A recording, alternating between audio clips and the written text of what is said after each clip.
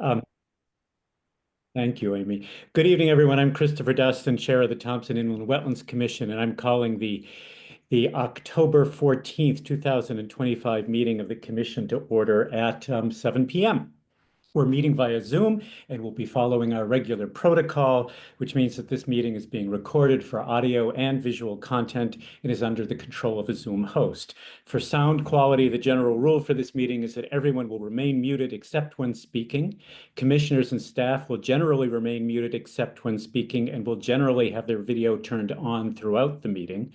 Applicants, their representatives, and the public may leave their video on or off, but are asked to turn their video on when speaking. That said, no one for whom video is not an option will be precluded from speaking at the appropriate time. All participants must state their name for the record each and every time they speak. Please raise your hand, either on video, as I just did, or by using the raise your hand feature located at the bottom of your screen to let me know that you wish to speak and I shall recognize you. Please do not speak until you are recognized. If your hand is raised and I fail to see it, which I sometimes do when I'm busy sharing my screen, you may signal to me verbally that you wish to speak. Members of the general public may only speak during those portions of the meeting set aside on the agenda for citizens' comments. There are two such opportunities, one near the beginning and the other toward the end of the meeting. Individual applicants, permittees, and violators whose names appear on the agenda and/or their representatives will be invited to speak when that agenda item is discussed. I must remind everyone that if anyone in attendance speaks out of turn in a disruptive or inappropriate manner or for an inordinate length of time, they may be prevented from doing so and, if necessary, ejected from the meeting at my discretion. Those are the preliminaries. I'll now call the roll. Commissioner Corso. Commissioner Corso is here. Thank you. Commissioner Langer is not here, I don't think. Commissioner Morano, have you joined us? Okay, Commissioner Morano is not yet in the room. Commissioner Obert. I'm present. Thank you. We do have a quorum. Staff members present this evening include Margaret Washburn, our Wetlands Enforcement Officer, Amy St. Ange, First Selectman and Zoom host, and Gloria Harvey, our Recording Secretary. The next item on the agenda is the seating of alternates. Robert Mooney is an alternate member. Is Commissioner Mooney present? No, so there are no alternates to seat. We have a very full agenda tonight, so I'm hoping we can be efficient and proceed with alacrity. I'll ask commissioners to be as concise as possible with their questions and comments. That said, we will do due diligence. The next item on the agenda is to approve the minutes of the August 12th, 2025 regular meeting and public hearing. I am now going to share my screen.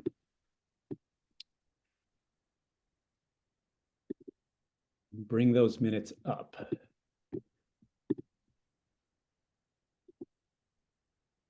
Oop. Amy, can you let me share my screen if you're there? I'm here. Let me just figure out how to do this. That's okay. I apologize. I'm working off of my iPad. Oh, I'm sorry. That was probably a mistake. No looking back. Tools.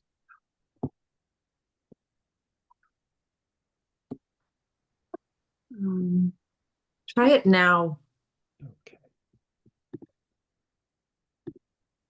Bingo. Okay, great. Sorry See? about that. That wasn't so hard. Okay. All right.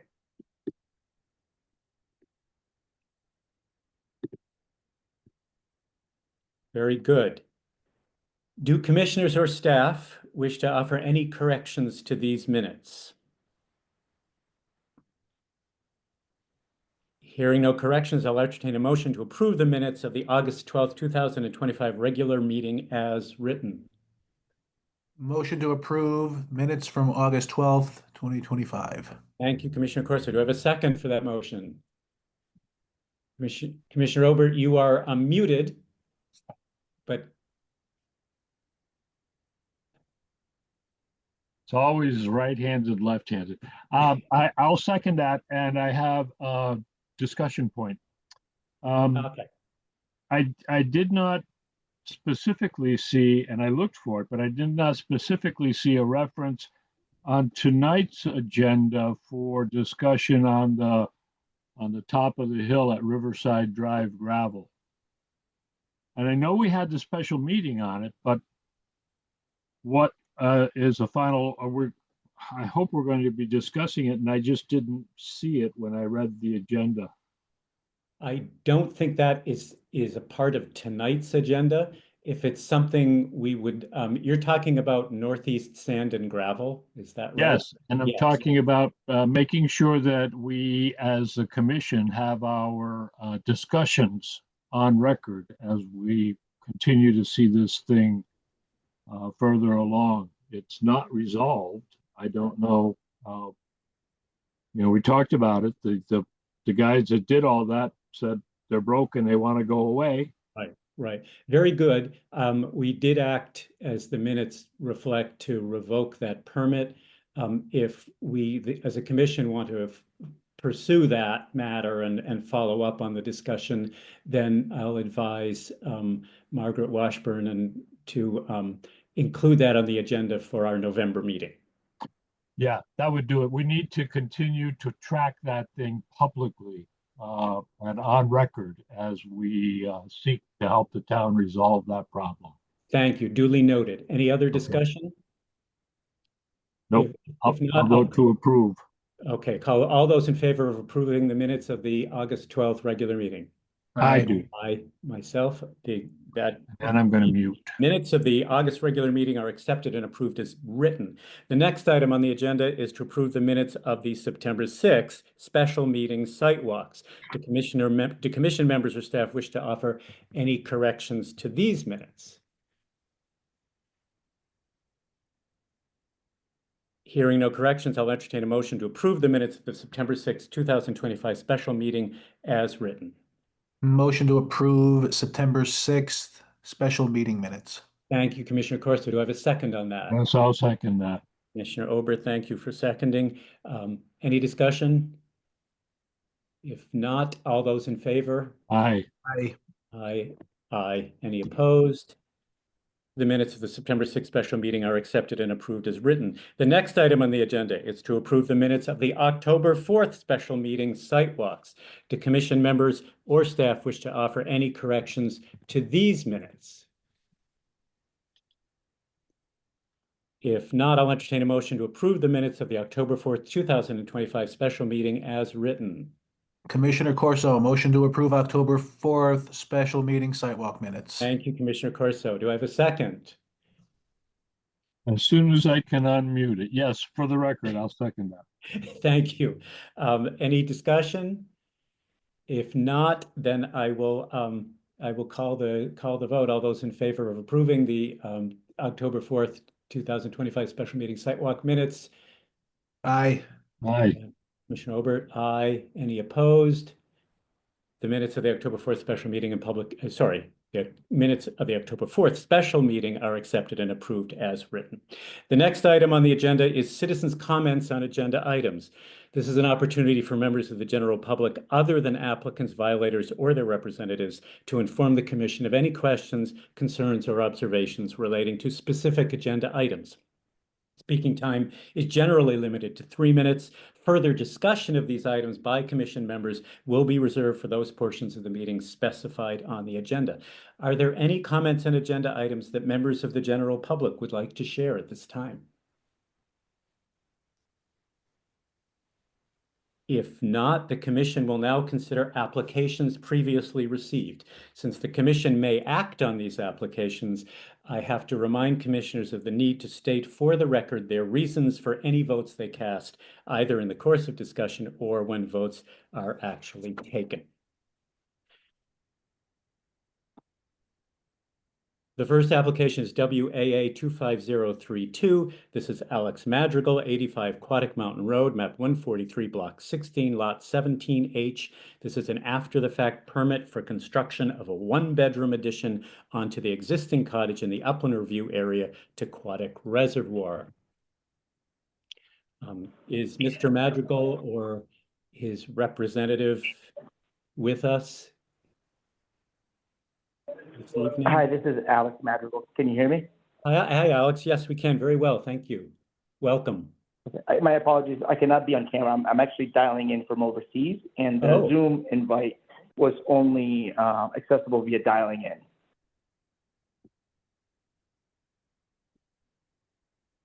So my understanding, unless you have more to say, we are still waiting on a site plan for the septic design, and that requires still NDDH approval. Is that right?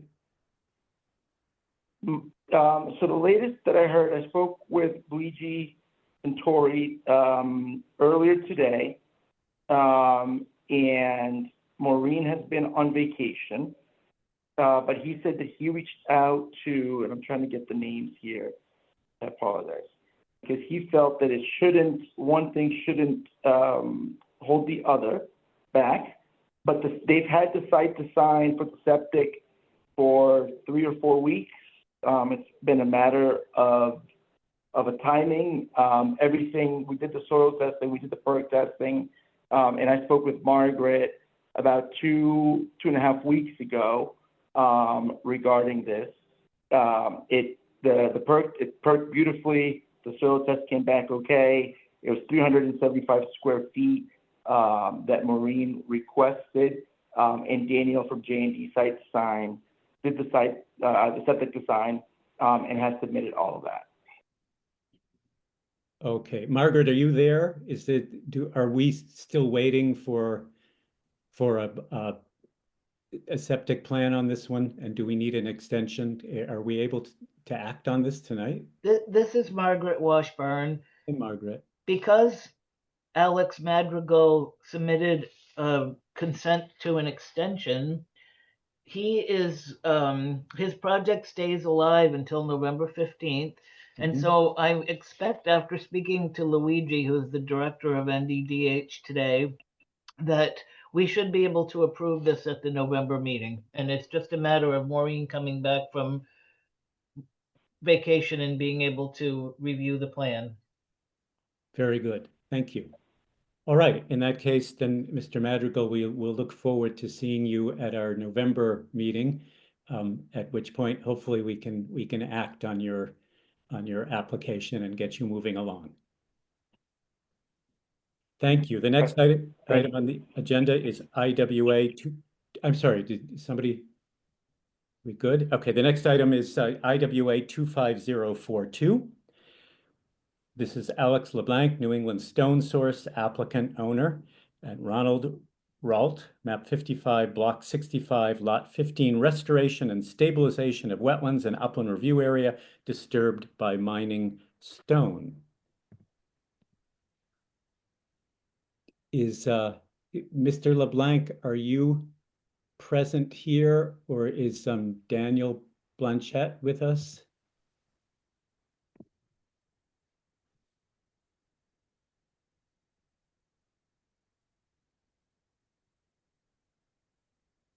This site was the subject of a site walk. Commissioners have seen it. Even in the absence of the applicant and a representative, and Margaret, you'll correct me if I'm wrong, can we still act to approve this? Yes. We This have a is Margaret. revised plan. This is Margaret. The answer is yes. Thank you, Margaret. In that case, I will entertain if there are no preliminary questions or comments, I will entertain a motion to approve IWA 25042. I make a motion that we approve IWA 24052. Thank you, Commissioner Robert. Do I have a second on that motion? I'll second the motion to approve. Thank you, Commissioner Corso. Any discussion? If not, I will call the roll. All those in favor of approving IWA 25042? Aye. Aye. Any opposed? Any abstentions? If not, IWA 25042 is approved. Thank you very much. We'll get that all fixed up. The next item on the agenda is Mr. Chairman? Yes, Regarding the site, if we should happen to have another reason to look at property up in that corner, I'd like to see it after the work is done. I ah, think we're still allowed to do that as long as the permit is open. Just, it's not urgent, but okay. we've been up there a couple times and I'd like to see how it finishes. Thank you. Duly noted. Margaret, would you routinely inspect that site at a later date? This is Is- Margaret. The answer is yes. Okay, good. Thank you. And perhaps we can coordinate on that. Yeah, I could probably go over one time when she's going over. Okay, thank you. The next item on the agenda is IWA 25043, Jessica Gardner, 81 Leighton and Road, map 137, block 21, lot 20E. After-fact application for barn, riding ring, and associated site work in the upland review area, remediation and stabilization of material deposited approximately 15 feet from wetlands. This application was discussed at our previous meeting, which is the August meeting. We were unable to act on it then, but we can certainly act on it now. Is Ms. Gardner present or any representative? Hi, Chris. I'm here. Oh, hello, Jessica. Welcome. Good to Thank see you again. I'm sorry it has to be again, but That's okay. you talked to the committee about what's been happening here last time. I do commission members need to hear that again? This is a new one for me. It would be good if I had at least a brief update on anything that's happened since August here. I think just Okay. because this is going to be a little unfamiliar. It can be brief, and I'm happy to consider the thoughts of the rest of the commission while voting here, given their context. Yeah, Commissioner I Ober. remember the key points of this issue, and I think for the record, it's good to bring it up to date. Okay. Ms. Gardner, are you willing to give us a short summary of what's happened here and perhaps what, if anything, has happened since August? Sure, definitely. So I had a permit. We built a barn and I did get that approved and everything. And then when we were doing our riding ring, we pushed some material back behind the barn. I did not know I had wetlands back there. My neighbor did go and file a complaint. Margaret and Christopher came out, found out that I do have wetlands. I had the surveyors come back out and they added it to my my plot plan that you see right there. I put in my erosion controls. We did hay bales all back at kind of like it drops off. We did hay bales all back at the edge where it drops down. I had my site guy slope it so it's not just a drop off anymore. It's gradual. And then we planted all grass seed back there, and the grass is awesome. It's been growing really good. I haven't put in anything else back there. I haven't done anything since then. We fixed what we were supposed to fix, and I haven't put any material, and I'm not planning on it. Thank you. That's I will say for the record that is in keeping with what I had observed when we last visited, and I'm not surprised the grass is growing well. It's good grass growing weather. Commissioner Excellent. That Cortez. all aligns with what I see in the minutes. So I think I have the context I need. Thank you. If there's no further discussion, I'll invite a motion to approve IWA 25043. Motion to approve 2543. And I'll- 25043. Just for the record. And Commissioner Obert, is that a second? Yes, it is. Thank you. Any discussion? Thank you to the applicant. Looks like that solves all of the questions that we and the neighbors and they will have. It's a good project. Yes, Thank I'll echo that. We appreciate Ms. Gardner's cooperation, and she has done the remediation that we asked for, and now knows that there are wetlands there. So we trust that that you'll By the way, it's a new property for them. They might want to put blueberries and raspberries or blackberries back there and keep it a secret. Thank you.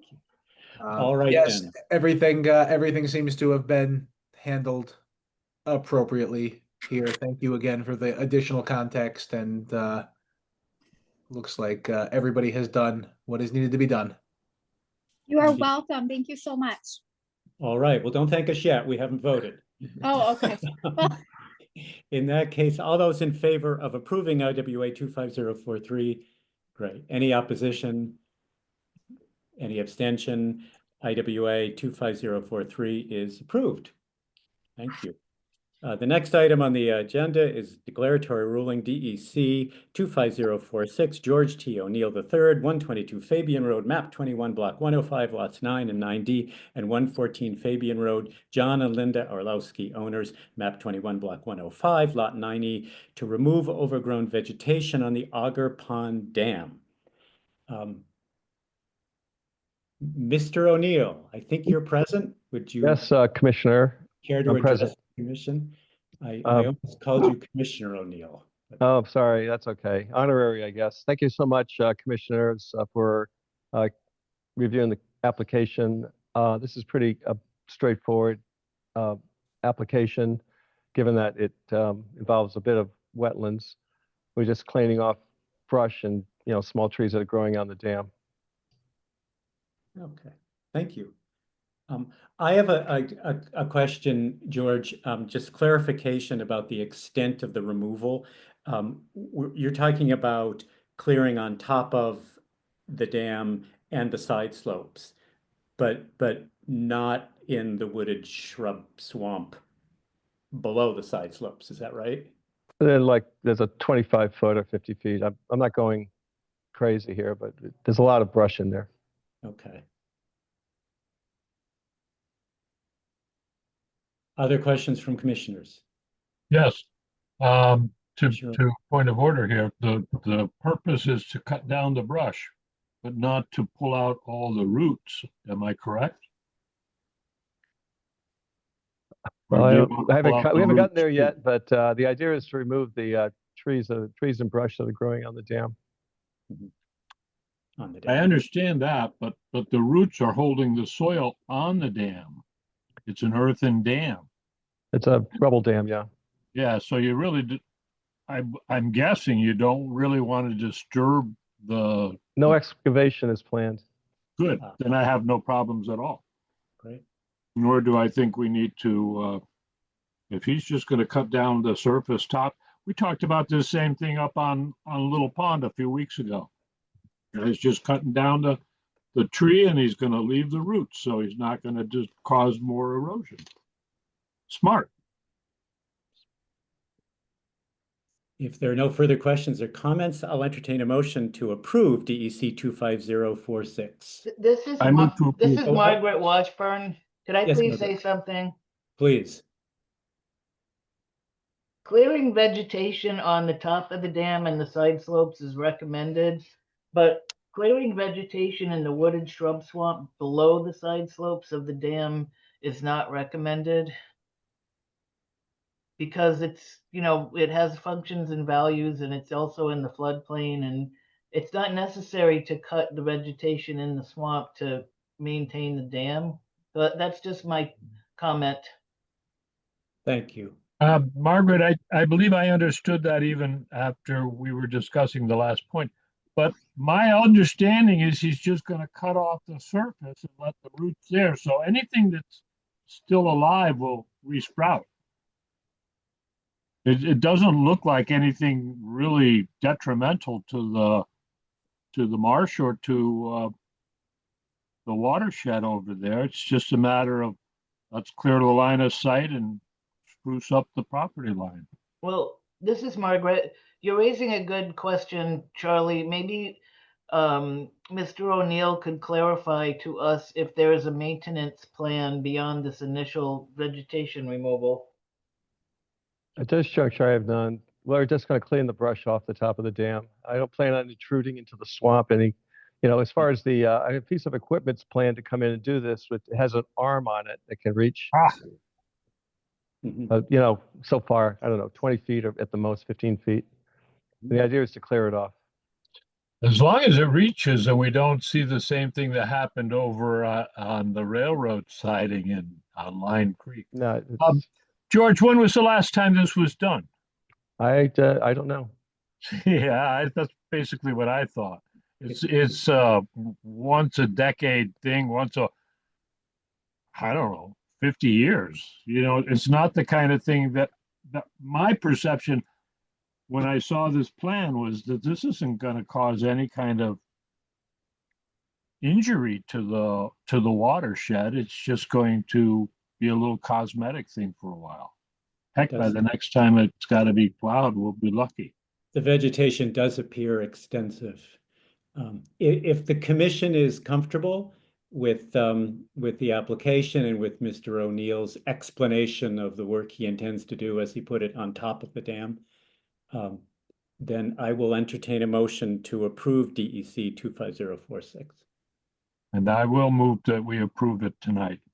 Thank you. I don't remember the number, but it's on file. That's all right. Do I have a Lori second on knows. that motion? Commissioner Corso, I'll second. Thank you, Commissioner Corso. Any further discussion? If not, all those in favor? Aye, I, Any opposed? thank you. Any opposed? No. Any abstentions? Then DEC 25046 is approved. Thank you. Okay, thank you. Happy clearing. Yes, a lot of work. Yeah. Okay. Thank you. The next item on the agenda is WAA 25047. This is Richard Skoronsky, 21 Richard Bennett Lane, map 137, block 7, lot 5K, to construct a new 22 by 22 foot shed on a slab in the upland review area. And if I'm not mistaken, Margaret, this approval has been issued. Correct. That's right. Okay. So which enables us to move right along to new applications.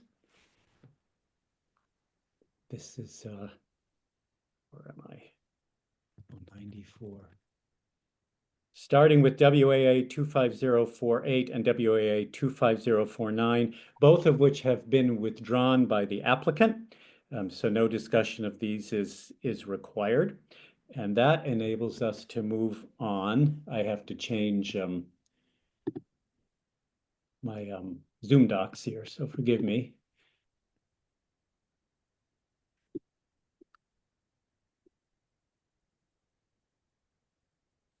Let's do this, and let's do this. Let's do this. Let's do this. Okay.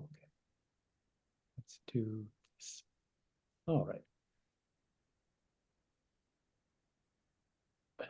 This can't read my own screen. This brings us to DEC 25050 Cleary Group, LLC, 175 and 183 Hill Road, map 128, block 14, lot 4H. This is a re-subdivision from one lot to two lots with an easement to satisfy Eversource requirements. The commission can act on this application tonight. Declaratory rulings applications can be approved on the date of receipt. So we can vote on this. I will bring up the plan. So my understanding, Margaret, is that there really are no wetland issues here. This is Margaret. That's correct. There's no Oh. site work at all. This is just to satisfy Eversource. It- There are it- photographs of the area in the inspection report. Right. This is on paper, as it were. Did I move over this? There we go. Okay.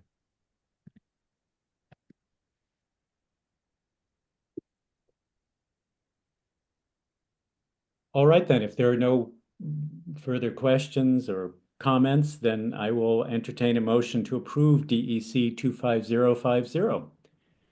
motion to approve DEC 25050 from Commissioner Corso. Thank you, Commissioner Corso. Do I have a second on that? I'll second that. What Thank you. page is that on the Zoom document? It I'm it not is on finding- page 14 of volume 2. Oh. that's We have Zoom. all of Okay, 6 volumes tonight. okay, thank you. For me to judge. Yes, I second that, and no further discussion. No further discussion? In that case, all those in favor? Aye. Aye. Aye. Any opposed?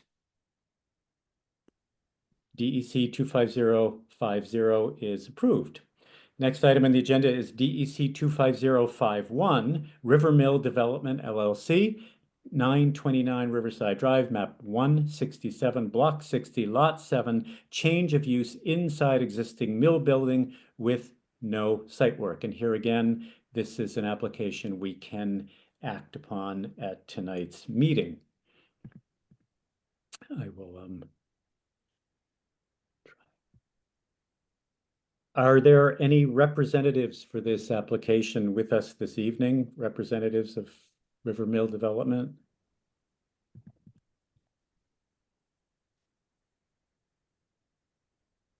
Just for a little perspective, in this case, aerial perspective, this is the mill building along the French River.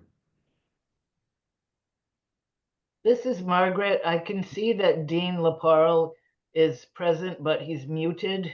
Ah, And I'm not sure if if you want to explain to Dean how to unmute himself.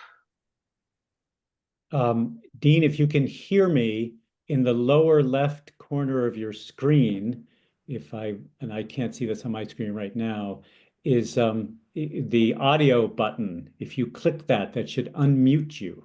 How's that? That's perfect. Loud and clear. Thank you. Can you explain to the commission what this application is for? Actually, that's not the reason why I'm on the call. I'm on the call for the violation. Ah, okay. John Gumpert has, I believe, filed all the appropriate paperwork for the Margaret would know more about it than I would, as Okay. far as this one. Right. This is 929 Riverside Drive, Correct. and we're talking about 915 Riverside Drive. We'll visit a little later. Correct. That's when I. This is Margaret, and since Dean isn't really representing this, I can just tell everyone present that this is an application through the Planning and Zoning Commission for a change of use in the existing mill building.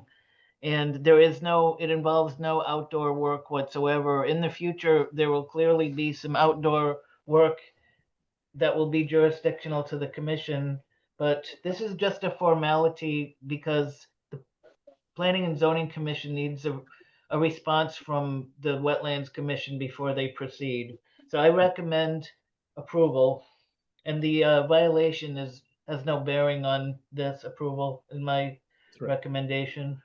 Right. Thank you. Thank you, Margaret. Eventually there will be work outside the building, but that will come later. In that case, I'll entertain a motion to approve DEC 25051. I make a motion to approve DEC 05. Thank you. can't remember. Commissioner Morano, have you joined us? Yes.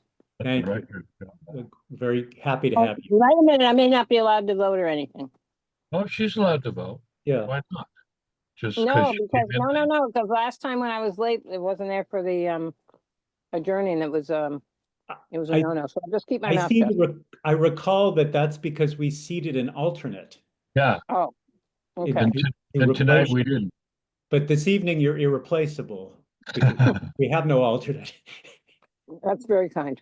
Well, you- your information is certainly irreplaceable, and I would hate to see you unable to Yeah, your take in the seat is meeting. still empty. So now you're in it. So, I would like to make a motion to approve that application. Thank and you. I'll second it. Thank you. Any discussion? If No. not, all those in favor of approving DEC 25051? Aye. Aye. Any opposed? Any abstentions? DEC 25051 is approved. Good. The next item on the agenda is WAA 25053, David Casey, 356 West Thompson Road, map 48, block 104, lot 8B, a new 24-foot by 36-foot garage in the Upland Review area. And this, if I'm not mistaken, has this wetland agent approval has been issued. That's It's correct. This is not, unproblematic. And that's how we like it. In that case, we'll move on to DEC, another declaratory ruling. DEC 25056, Thomas P. Miller, 9 Bacola Road, map 116, block 24, lot 19, construction of a 4-foot high picket fence along property line between 9 Bacola Road and 17 Bacola Road from Bacola Road to Little Pond. And just to give you some idea of what we're talking about. Is Mr. Miller here this evening? I am. Hello, Mr. Miller. Welcome. Do you want to explain to the commission what you are, what you're planning to do? So there has been some movement at the property next to me, and I wanted to put a boundary fence. I got several plans, ended up with Day Enterprises out of Webster. We came up with a 4-foot high, so nothing very obtrusive. Get down as close to the water as I can and to the road to keep my dog in our yard and to just delineate the property between 9 and 17. The line's kind of blurry, if you get my drift. Understood. I can see that. Other commissioners have any questions or comments or concerns? This seems very straightforward and again unproblematic. The impact on the pond seems minimal. I will entertain a motion to approve DEC 25056. Motion to approve DEC 25026 56. 56. 56, that's fine. Commissioner Corso, Commissioner thank you. Do I have a second on that motion? I'll second it. Thank you, Let Commissioner Fran Morano. second it. I have a question. A Okay, DEC. discussion. Fran seconded it. Yeah, Fran seconded. And Morano. A DEC means it was a declaratory and it was already done and we're just saying, okay, no problem here. No, we're approving a declaratory. This would be a use permitted as of right. Yeah, And the commission is being asked to agree to that. yeah, okay. And it's first motion and second. Right. Call the question. Aye. Okay. All those in favor? Aye. I Any didn't opposed? vote twice. Okay. No abstentions. DEC 25056 is approved. Thank you, Mr. Miller. Thank you very much. And thanks, Margaret, for your help. The next item on the agenda is a modification. It's modification MOD 25058, Richard Walther, 0 Lakeside Drive, map 143, block 16, lot G, modification of permit IWA 25028, a permit that has been issued to remove special condition number 2. And to make clear what that is, this is the permit that was approved at our last regular meeting. And owing, I think, to a misunderstanding of the sequence of construction, the commission required that no work shall take place closer to the shoreline than the septic system until approval for the septic system has been issued by the Northeast District Department of Health. That turns out to be an unworkable condition, perhaps for reasons that Mr. Walther, are you here? Is there a representative of this application with us this evening? Is Daniel here?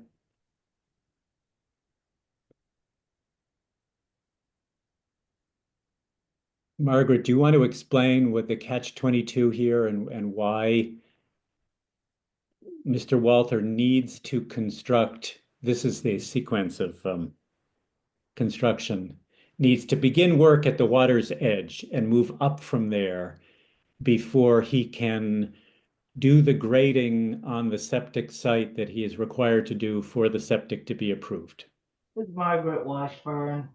This is a unique situation for us. Usually we require NDDH approval prior to issuing our permit, and we were trying to do the right thing when we issued the permit, but there wasn't a really clear sequence of construction on the plan, and so we did not understand that the septic system being out near the road has to wait until all the other site work is done because it involves bringing in a great deal of very expensive septic sand. And Mr. Walther would have to have a heavy well rig and other very heavy equipment drive over the septic system to get down to the edge of the water to put in the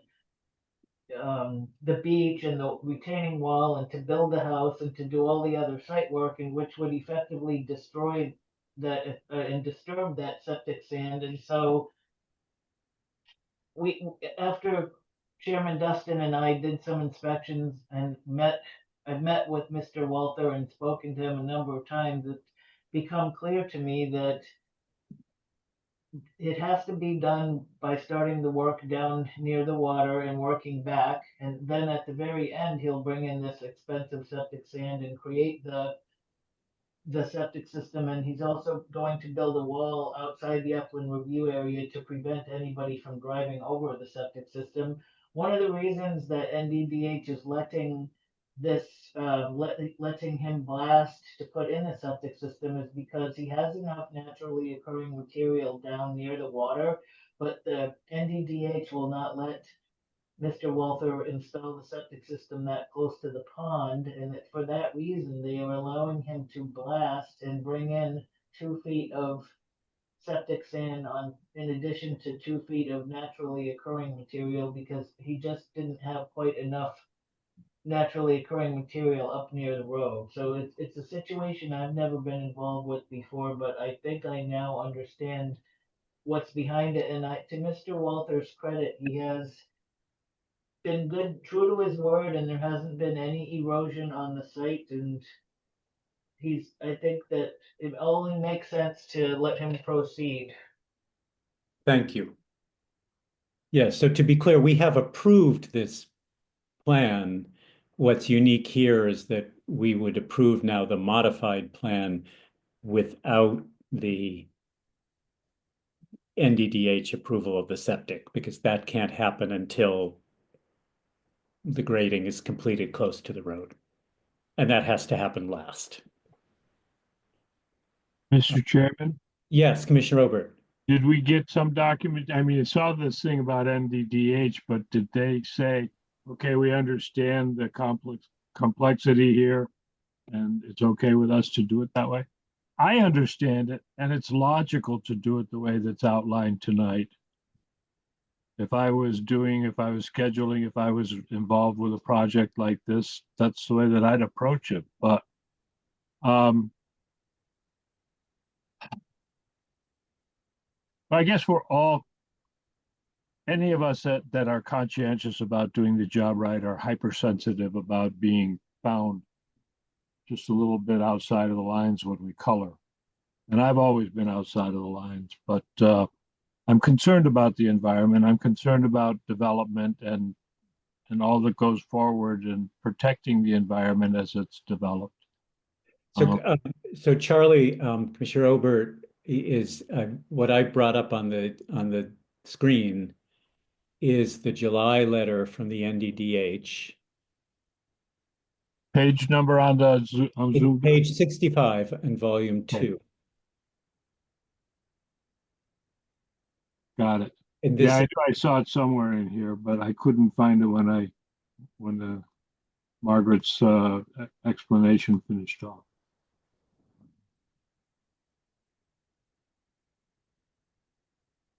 okay. Any other questions or concerns about this modification? Well, it's backwards, but it makes sense to do it that way in this case. And we look at things case by case. No, and we look closely. Thank you. I will entertain a motion then to approve MOD 25058. I'll make a motion to approve MOD. MO. D. I'll second that we approve MOD, whatever, 258, 258. 25058. Any further discussion? Um, If not, all those in favor? Aye. Aye. Aye. Any opposed? Any abstentions? The motion passes. MOD 25058 is approved under extraordinary circumstances. Thank you. The last item under new applications is SUBD subdivision 25059. This is Craig Shea and Aaron Healy, 0 Red Bridge Road, map 42, block 99, lot 7A, a 2-lot subdivision with no wetlands nearby. Now, this is not an application we can approve at this meeting because it is received at this meeting. And in fact, I need to, do I need to even to go to this? Are Craig Shea or Aaron Healy here tonight? Is a representative of J&D Engineering here tonight? If not, then This is Margaret. I can just add a sentence or two. please This do. application has been referred to the Conservation Commission as required, and I Right. have scheduled a site walk with Daniel Blanchett for October 20th. Mm-hmm. So I can just take some photos and let everybody see the site virtually at the next meeting. Okay. That's it. Thank you. It doesn't sound like there are potential wetland issues, but we'll see once you've taken a look. Thank you very much. The next item is applications received after the agenda was posted, of which there are none. There are no permit extensions or changes, which brings us to active violations and pending enforcement actions, beginning with VIOL 25045, the Providence and Worcester Railroad bed between Linehouse Road and LaPorte Road. No map, block, or lot number. This is a show cause hearing for excavating and depositing material in wetlands, watercourses, upland review area without a permit. And this too was the subject of an earlier site walk. Commissioners have viewed this site. Are there representatives from the railroad here this evening? Yes, sir. Robert Garland is. Oh, Mr. Garland, yeah, I saw your name. Do you have? Azzo's also on. Mr. Ezzo, welcome to you both. I know we've received a culvert inspection report, which you see before you now. Are there any comments you'd like to share with the commission this evening?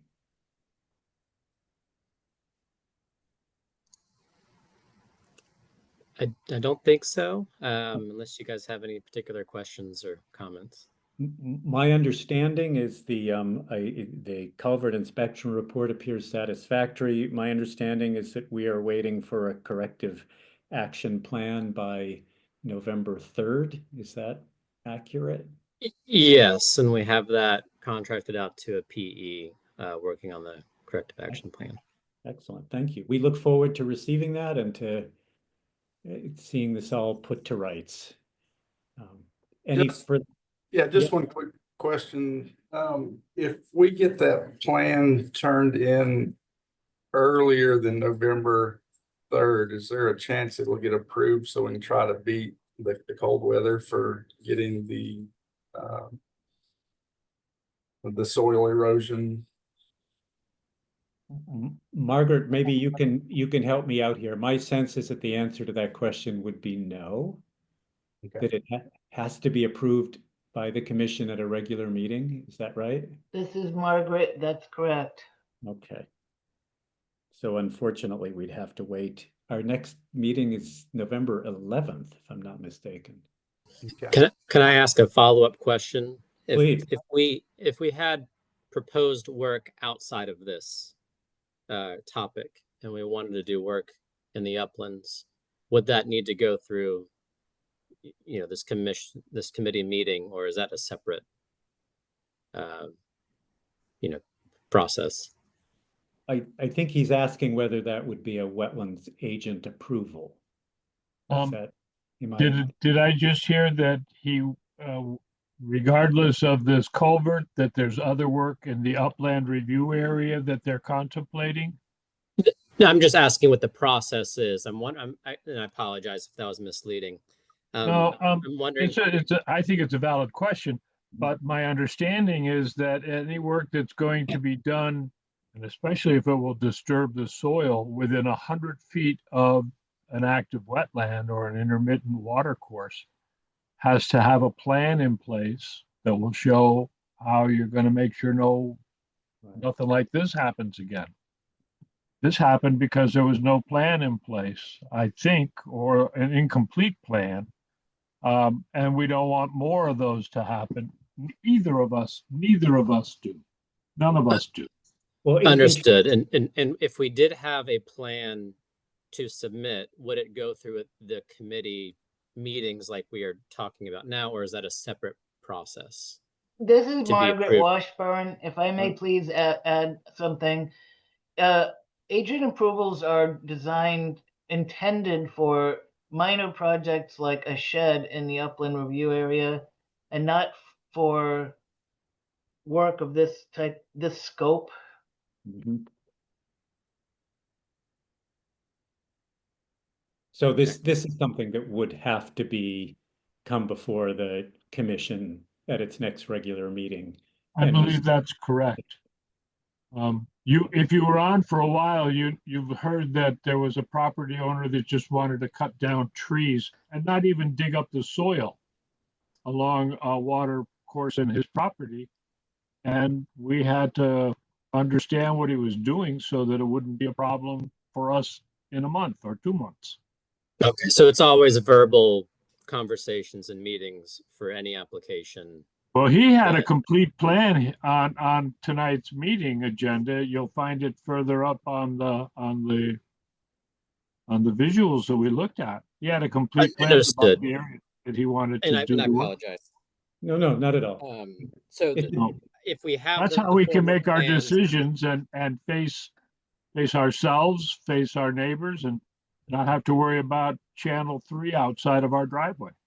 So, Mr. Ezzo, is that clarification sufficient? I think that the idea is that for the procedurally, depending on the nature of the work, if the work is limited to the upland review area, it could, in some cases, be the subject of a wetlands agent approval, which would not require the meeting of the commission. But in this case, that does not appear to apply because the work is too extensive. Okay, so sometimes it might involve also verbal discussions in this meeting, and sometimes it might be independent of your monthly calls or periodic calls. Yes, for minor projects in general, where the potential impact is minimal to non-existent, then the wetlands agent, in consultation with me, would determine that a wetland agent approval is appropriate, and that could be issued outside of a regular meeting, but would still be reviewed by the commission. As you heard, several wetland agent approvals were reviewed by the commission this evening. Otherwise, it would be the kind of permitting that requires deliberation and vote by the commission as a whole at a regular meeting. Okay, thank you. I think it's safe to say that if Ms. Washburn goes out and looks at the property and says, we need a full application, then we do. Most of us have different backgrounds that we're bringing into this, and we just want to do what's best for the town and the watershed over the long term.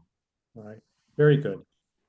I think we should move on to the next item, and we look forward to hopefully approving a corrective action plan for the VIOL 25045 in early November. But the next item is VIOL 25044. This is Carlos Ferreira 1036 Thompson Road, map 118, block 29, lot 17C, and 0 Thompson Road, map 118, block 29, lot 17A. This is a show cause hearing for wetlands excavated without a permit and for material deposited in wetlands without a permit. This was also the subject of a fairly recent site walk. Commissioners have viewed this site. I think, is it Gustavo, are you here? Is there a representative of the Ferreira? Rodrigo. Rodrigo, right, I'm sorry. And Carlos is seated behind you. I see him. Yes. Welcome to you both. Would you like to share some comments about what you've been doing here?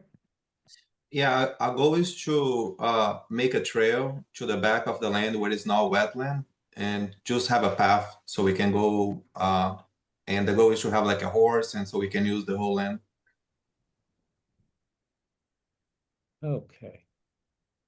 Anything, I'm moving on to the Pictures. there's a lot to talk about here, and there's a lot of documentation. Right. These are some aerial images from this one from 2016, and commissioners who were on the walk. If I'm not mistaken, your house is higher up here, and then this is the here I'm indicating with my cursor. Right. This is the land that you then purchased. Is that right? This lot here? Uh-huh. Okay, so that's 2016. That's 2019. And this is Jansen Brook that you can see flowing through here. Right. And this is 2023. The pond is much larger. Okay. And this is 2023.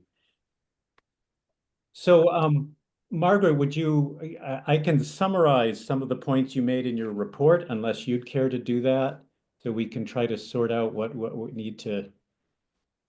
Please go ahead and summarize it if you would. Okay, I'm going to do my best. So I think what the committee saw, what Margaret and I saw when we inspected, and what sort of the commission saw when we did our site walk was the construction of an extensive trails, averaging 6 to 10 feet wide, which involved the removal of vegetation from within the wetlands, including stumps and shrubs, saplings, herbaceous plants, and mature trees, and the installation, the addition of landscape fabric and wood chips. In addition to that, there, in at least one of the 3 stream channels, there was the removal of stream sediments and the deposition in the wetlands. And then there's the construction, what appears to be the construction of a dam across Jansen Brook with no outlet pipe, and the enlargement of the pond, where the material removed was also then placed in the wetlands on the southeast and west sides of the pond. So those activities, to use the language from our regulations, appear to have disturbed the natural and indigenous character of the wetlands and watercourses by the removal or the deposition of material and the alteration or obstruction of the water flow. Which means that they're regulated activities that require a permit. It was, I believe that letters were sent to Mr. Ferreira both in 2021, 2022, indicating that he ought not to continue working in the wetlands without a permit. But no permit was ever applied for. So the question here is, given the scope of the unpermitted work that's been done, is, and Margaret, here I'm going to ask for your help, is what the next steps might be.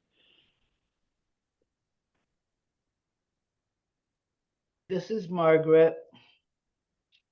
The next step is to have the soil scientist delineate the wetlands and to come in with a corrective action plan prepared by a professional engineer.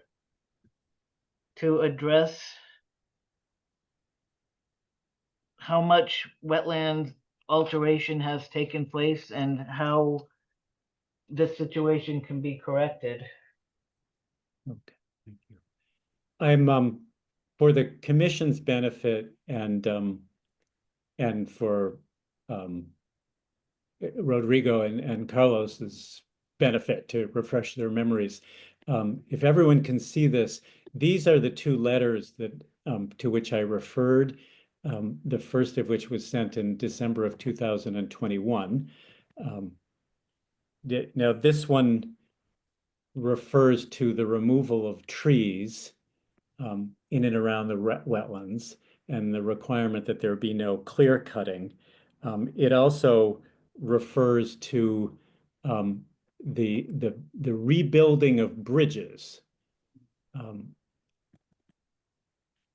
but no damming of the stream and no filling of wetlands, and there's no reference to trails here. The request was made that that the wetlands be delineated, which they then were.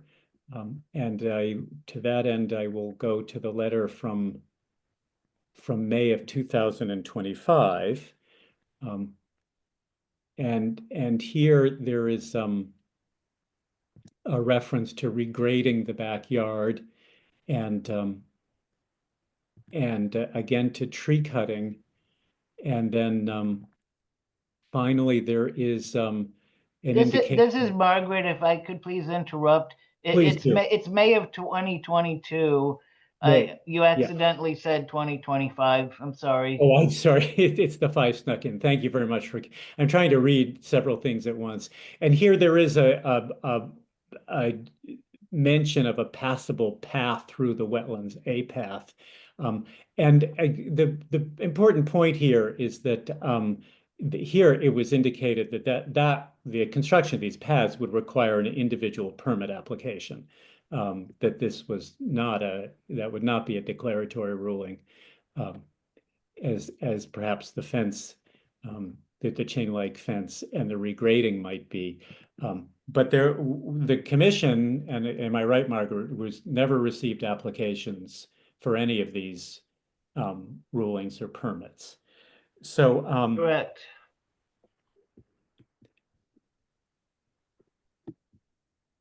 So do other commissioners here have any who were visited the site have any other comments to share or concerns to express? I was unable to visit the site, but Margaret, I have a quick question for you in reference to some correspondence I think we discussed a couple of months ago. Wasn't there some concern from neighbors or something in this proximity that this area of the wetland or some water flow was significantly different than it had been in the past? I recall this being a topic that you and I discussed maybe in July or August in response to a letter that had come in. That was property closer to the airline trail. And I think of that as a separate issue. Okay, that was my question. Is that related to this at all, or completely separate? Was I think train it's of thought. separate. What we do have is we have some photographs and videos that were submitted by a neighbor, and I think it would be helpful if Chris is able to show a few seconds of each of 2 or 3 of those videos. Sure. I was going to begin with, there were a couple of still photographs here, I thought. Yeah, you just went by them. Is it these? Those are video links Yes. too? No, Yes. oh, I'm sorry. No, Those are the photos. yeah, the ones I was interested in were There's one. so there is one, and this is from 2022. This is the pond, and my understanding is that there was some kind of bridge across here. And then this shows the considerable enlargement of the pond. I can share one of the videos that you're referring to. Mr. Chair, while you're doing that, if I don't distract you too much, it's really a question for Margaret Washburn. There are several areas within Thompson up in that general area that are identified as significant wetlands or significant watershed sources or something to that nature. I looked on a map and couldn't determine that this actual property is one of those, but there's a lot of water there. And yet when they dug down and exposed it, it didn't overflow. So it's a wet like a sponge. And it is at the headwaters of that brook. So I was curious as to whether this particular wetlands falls into that hypersensitive area or not. And I'm also a little curious. On the one hand, I wonder, well, what would be the worst? Could they actually hit into the water table and cause it to drain out? I don't know. I don't know that much about hydrology. To your point, Charlie, I'm sorry if I'm jumping in, Margaret, but I wasn't going to go back to the letters from Marla Butts, but she makes the point that these watercourses are the headwaters for one of our 10 significant wetlands. That's what I thought. I knew that it was Especially- somewhere right up in that. Well, there's a couple, three or four of them up in that area that are considered extremely important for the future, I guess, for the whole area. This is where our water is. And the reason why I showed that sequence of historical sequence of aerial photos is that you can, because I know this was a question for us at our site visit, but you can see where the brook flowed out of the pond. This stream channel is recognizable in those earlier photographs, but less so in the later photographs because the pond has been dammed up. I'll show this video.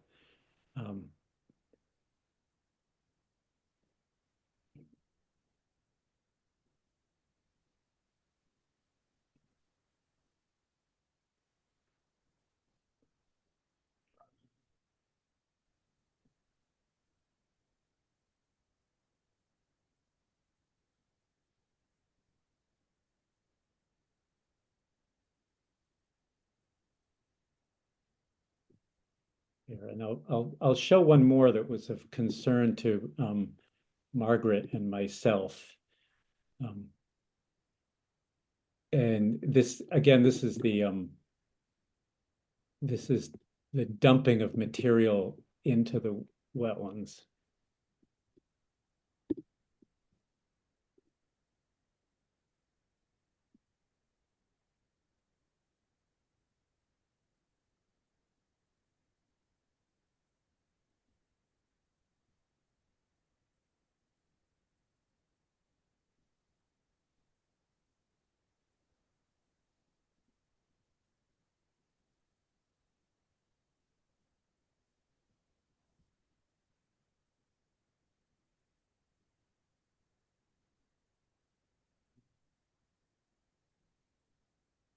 And this is on the downstream side of that pond with all the ducks and geese in it. Yes, that's my sense, the lower end of that pond. Oh. So it was definitely to a plan, but it wasn't to any plan that was asked for our approval. That's right. That's right. Again. Okay.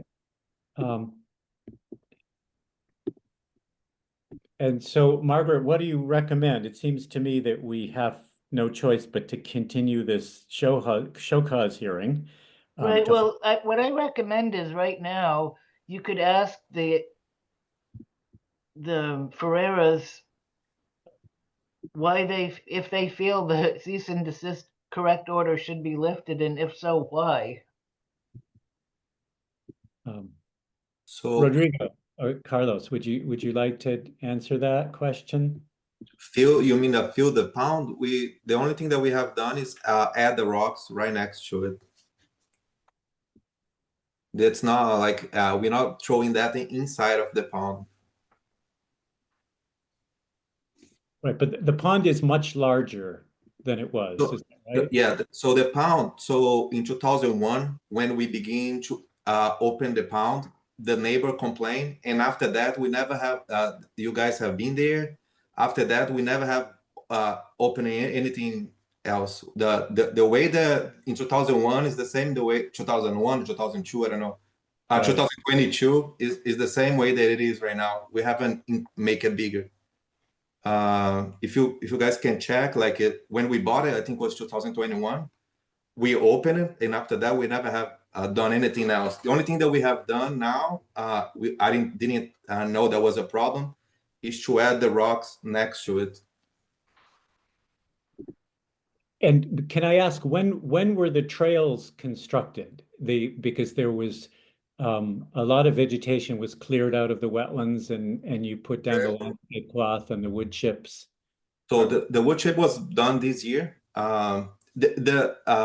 Yeah, so you can see like the old picture was like stone, and then when in 2001 or 2002, when 2021 or 2022, when they were there, they told us that the only way to be allowed to do a trail there will be like do the fabric and wood chip. Because my goal was to do like crushed stone or something like that. And she said, no way that you're going to be able to do that. And I asked it if we were required a permit, and they told us that was not like that. If I was using wood chip, will not require a permit. So I didn't know that the law have changed. Okay, thank you. But to be clear, you didn't apply for a permit to do that work. Is that right? No. So 2001 we stopped. 2021 we got they told us that we'll need like a drawing, something like that. It was like $7,000 to do it. So I was like, at least like the trail we can do it without a permit with wood chip. So that's how this year I decided to buy the wood chip and do it. Thank you. And Margaret, what I left out of my summary from your report was your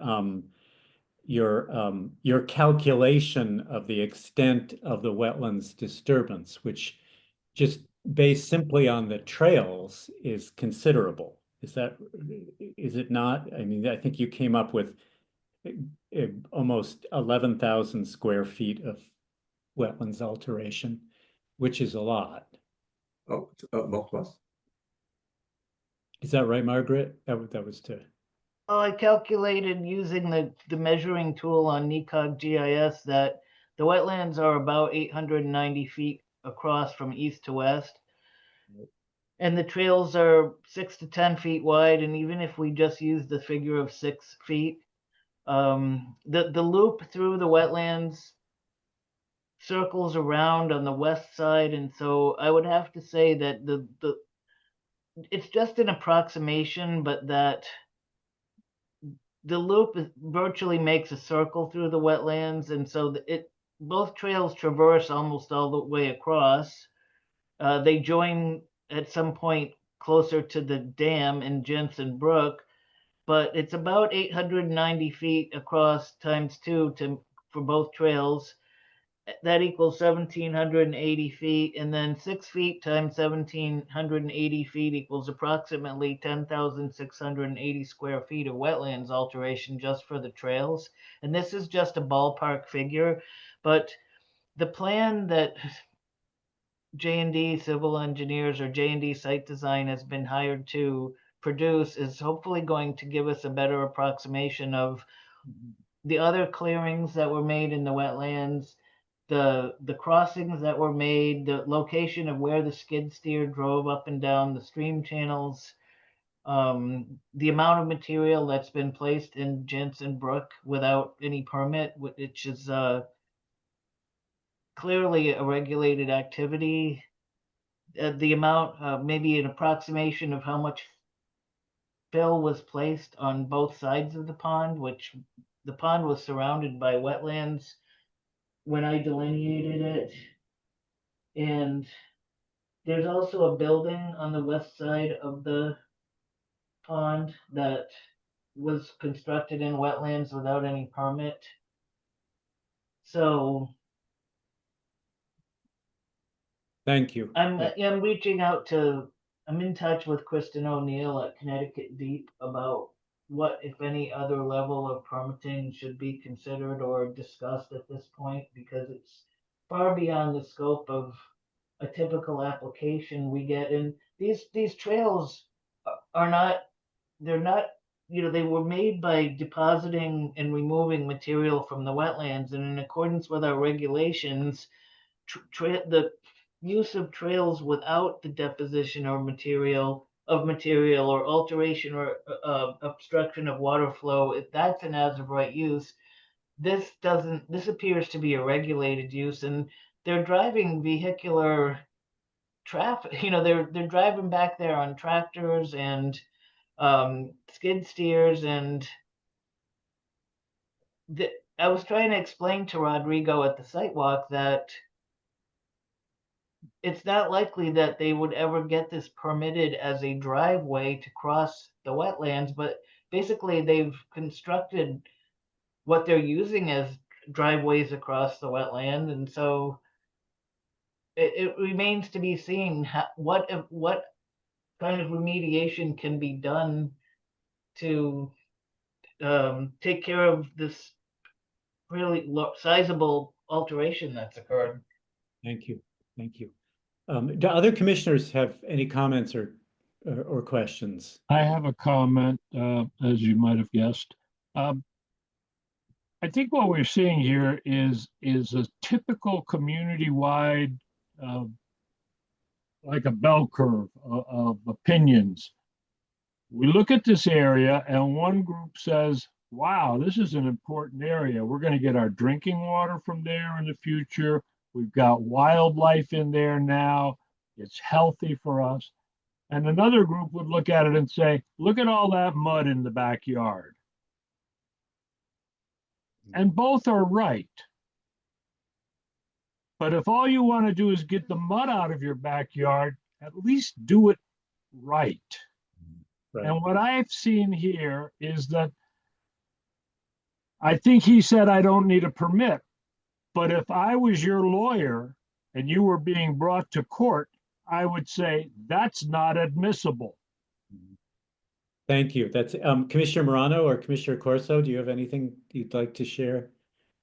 I think my thoughts are that we've identified this as a significant space with a lot of wetlands in it, and there is certainly a level of and we're giving it the due diligence it should have, but we should continue to monitor this area because again, we've made the statement and Charlie has made the statement, and I think we all kind of agree that there's significant environmental services being offered here, and it's an area we should make sure is being, even if development is what we as a community decide what is going to happen here, be done in such a manner that will not necessarily impact this significant wetland. Thank you. Commissioner Morano, did you have any comments you wanted to share?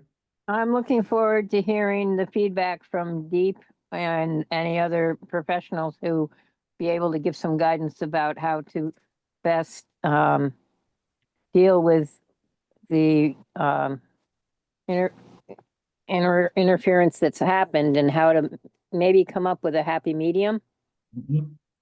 Thank you. That's very reasonable. Yeah, so there has been extensive wetlands disturbance that's gone on unpermitted, and including the obstruction of a water course. So we need what we call a remediation plan. We need somebody who knows what they're doing to come up with a way to make some of that, to correct some of that damage. And then beyond that, we will certainly need applications and permits for any further work so that too can be done in the right sort of way without further damage to the resource, which benefits us all. So I think this has been a good discussion. I will continue the show cause hearing pending receipt of a professionally prepared remediation plan. and which includes any further work that the Ferreras are proposing to do and for the commission's consideration. Thank you. Does that sound right, Margaret? Yes. Thank you. All right. Thank you, Carlos, and thank you thank you, Rodrigo. We look forward to working with you on this. Okay, thank you. The next item on the agenda is VIL 25052. This is Gary Rawson, 0 Aquatic Town Farm Road, map 162, block 11, lot 12G, owner James Rawson, and 0 LeClaire Road, map 162, block 11, lot 12H, owner Michael Stanley. This is a show cause hearing for work in the upland review area without a permit and site work in the upland review area on land owned by others without their permission. Mr. Rawson and Mr. Stanley, are you in attendance? This is Gary Rawson. I'm here. Hi, Gary, welcome. Thank you. So while I'm juggling screens here, I think a lot of progress has been made on this. Do you want to tell the commission where we're at? You want me to start from the beginning or what's happened since last weekend? Well, I think you can do so. You could just bring us up to speed on a plan to correct, and I believe that is met with Mr. Stanley's approval. Is that right?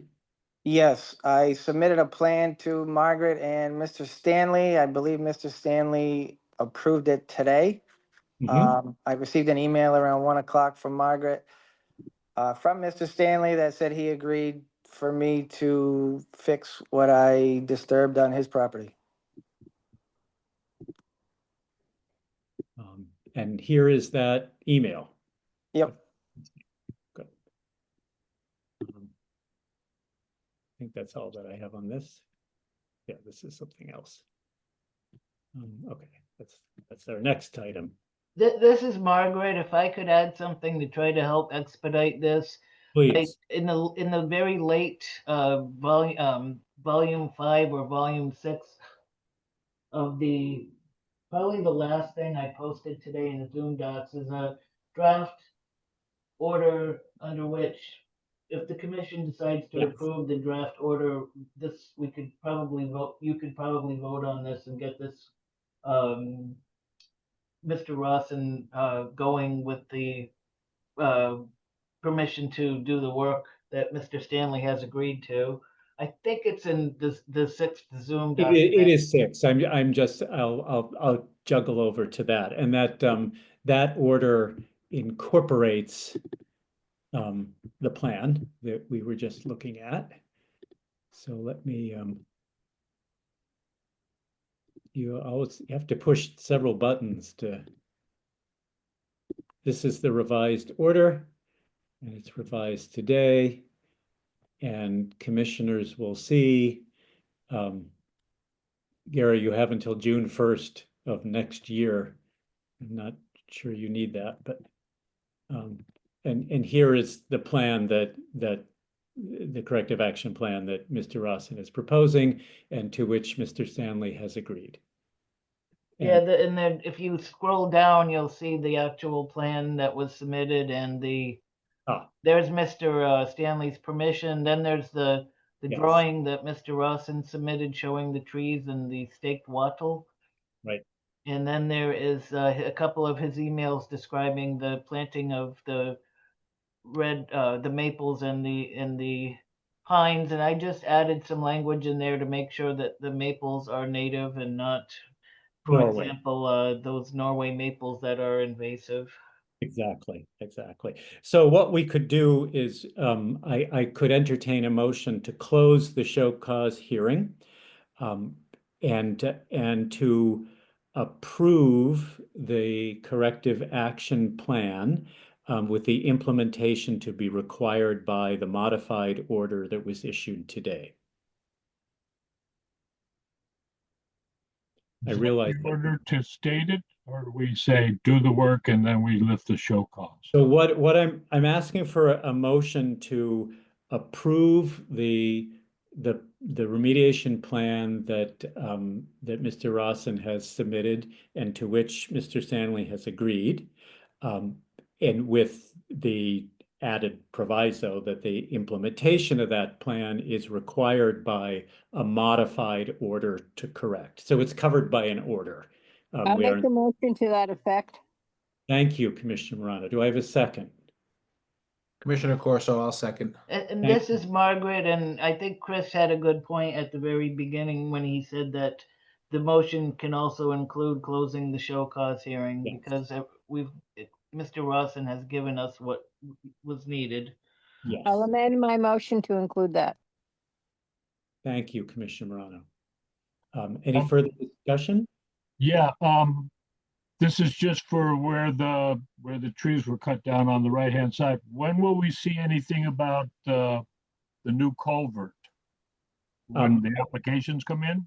J&D is supposed to have that culvert for your November meeting, the entire subdivision. Okay, Great, thank you. All right, all those in favor? aye. Any opposed? I'm an aye. Any abstentions? If not, the show cause hearing for VIOL 25052 is closed and the corrective action plan is approved with the implementation required by a modified order to correct, which was issued today. Thank you. Thank you. Thank you, Gary, for Thank your you. cooperation throughout this. It's been What do you want when it's complete? Pictures, or do you want another site walk? The order, I believe, the revised order asks for you to contact the wetlands enforcement officer when the work has been done for an inspection. Okay, yeah, Margaret will come out and take a look. okay. Thank you. Thank you. The next item on the agenda is VIOL 25054, Andrew and Karen Verinote, 380. This is Margaret. Could we please take a quick break? We can do that. I'm sorry to interrupt. So we'll have a recess, a 5-minute recess. Thank you. And we'll be back at 8:32. I will sort out my documents.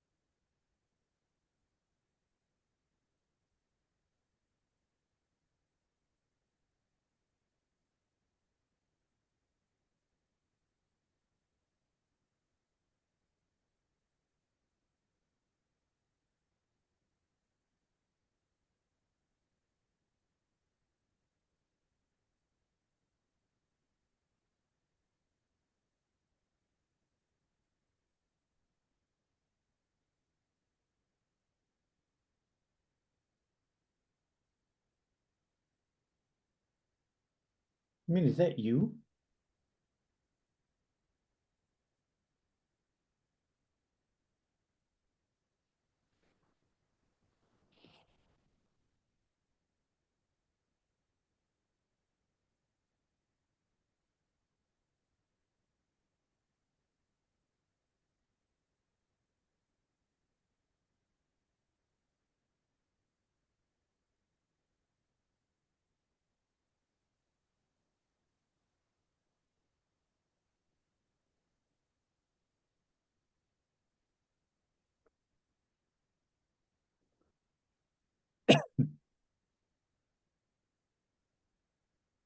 Hey.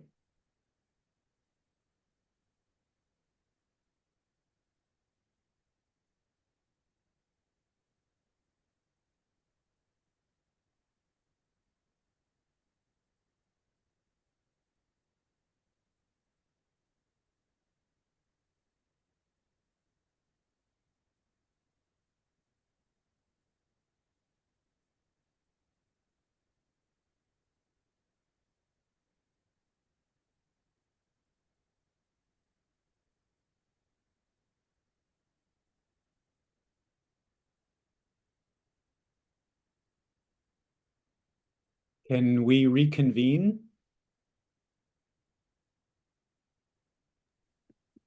I am back. Wonderful. Okay.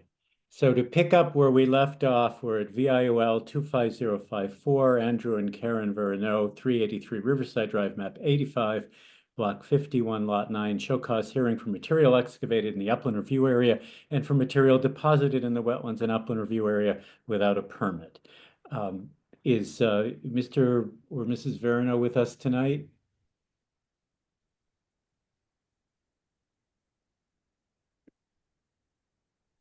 I don't believe so. Are they here but muted? I'm on. Are you? Great. Karen. Hi, Yeah, Karen. can you hear me? Yes, can hear you loud and clear. Thank you for being here. Perhaps you could, since the other commissioners are not familiar with your property here, I know Margaret and I visited it. Could you just briefly explain to us what you're doing here? Well, we were putting in a driveway, and I guess the people that were working on the driveway moved some dirt that was over at the wetlands. I didn't know they moved the dirt. I was actually in the house while all this was going on. I just saw people pull up as I was sitting in the house, so I went outside to see what was going on. Okay. But we were told to bring the dirt back 3 feet, which we did. And then we also put, I don't even know what those things are called, that were put on the side over there, and we sent pictures showing that it was done. They're erosion and sediment controls, to use their, or ESC, to use the fancy term. And those are in place now. Isn't that right? Correct. Yeah, good. Yeah, correct. We sent pictures. I think it was September 27th. Okay. Excellent. So for commissioners, this is a relatively small driveway. It is very close to, and Margaret, I can't remember the name of the brook. It's a Coman, Coman. Coman Brook or stream, Coman Brook, which is a perennial watercourse. Is that right? It is, and if you could please show the picture on the next of show where the drop off of the soil was. It's here in the wetlands, and it was steep, and so they pulled it back after we left. Okay. But we need to go back out there and do another site visit. The top picture on the left shows that the material was, just pushed down with no sediment controls, and I feel it may be appropriate in this case, honestly, to have the edge of the wetlands delineated as a way to demonstrate where they are now in case there are any kind of further attempts to fill this wetland in. Which would And be we to can talk about that at the site walk. Sure. or Which would be, after the site walk more appropriately. right, which would be to the Verino's benefit because then they'd know more about their property. Um, I Right. So the this is the wetland mapping, the NECOG wetland mapping for that site. So you can see that at least according to this, the wetlands are pretty extensive, and you can't see the stream, but it runs through this corner of the property and eventually into the French River, with wetlands on the margins of the stream, from what I can tell. But I am not a specialist or an expert. Um, so I think that it would be appropriate for the commission, and Karen, if this is acceptable to you, for us to come over there and have a look at what you've done to correct it, and what you're trying to accomplish there, and to help you get things in good shape so you can proceed. So if that is acceptable to the commission, I'd like to propose scheduling a site walk for October the 25th, at 9 o'clock. Do I have commissioners who are able to attend?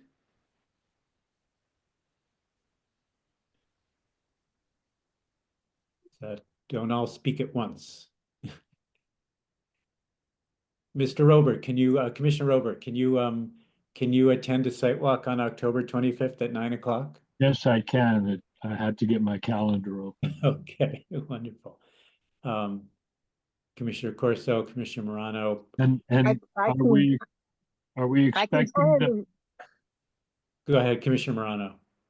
I can tentatively plan to do that, but I have a dog that's about to give birth. That's kind of close to her due date. Okay, understood. Okay, well, let's put that down for a visit. I don't have any conflicts, so I can lock that in. Thank you. I think that would be very helpful. So in that case, the show cause hearing will remain open, will be continued pending a site walk on October 25th at 9 o'clock. Mrs. Verno, is that a convenient day and time for you? 25th or 29th. 25th, this is Saturday. Okay. I work that day. Oh, Will your husband be there, do you think? Actually, yeah, he should be home. I just won't be. It'll be a very brief visit. It's a second option. Are we suggesting that she actually have the wetlands flagged? Maybe the contractor could fill in if she can't be. That would be a conversation to have subsequent to the site walk. If Okay, okay. I was just thinking of we haven't required it yet. Facilitate. This is Margaret. Just to clarify, the site walk would be at 9 o'clock on Saturday, the 25th, not on a Sunday. That's on a Saturday. My husband will be home, but I won't be. I'm already scheduled to work. Right. Okay, we'll only be there for a short while. Okay, thank you very much for being so accommodating, and with hopefully we can get your project moving along again. And while we've got Mrs. Verno here, could you please tell us if they finished paving your driveway? They have not. They have to do the bridge first, and they were working on the bridge they were working on it today. Right. They had to wait on the state to approve it. Right. Okay, thank you. Thank you very much. You're welcome. Next item on the agenda is VIOL 25055, River Mill Development, LLC, John Gumpert, 915 Riverside Drive, map 167, block 60A, lot 1, show cause hearing for material deposited in the upland review area without a permit. Mr. Leparle, is this your cue? Yeah, I'm still here. Okay. I'm going to, I have to go over to a different volume of Zoom docs here, but just bear with me, and I will. Okay.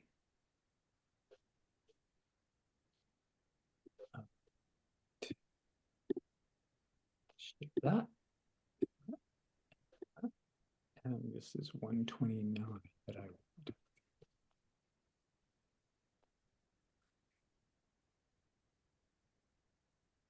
Okay. So this property for commissioners, just to orient you, I think I can go to the plan. This is the river mill, but now we're across the river, right? So Mr. Leparo, do you want to talk about what's happening here? My name is Dean Lepar. I'm superintendent of mill operations for John Gumpert in the Northeast. So I'm managing the building at 929 River Street. And while I was doing security over there, I started on this mill about August 1st. While doing security, multiple times I noticed people exiting the building across the street and trespassing.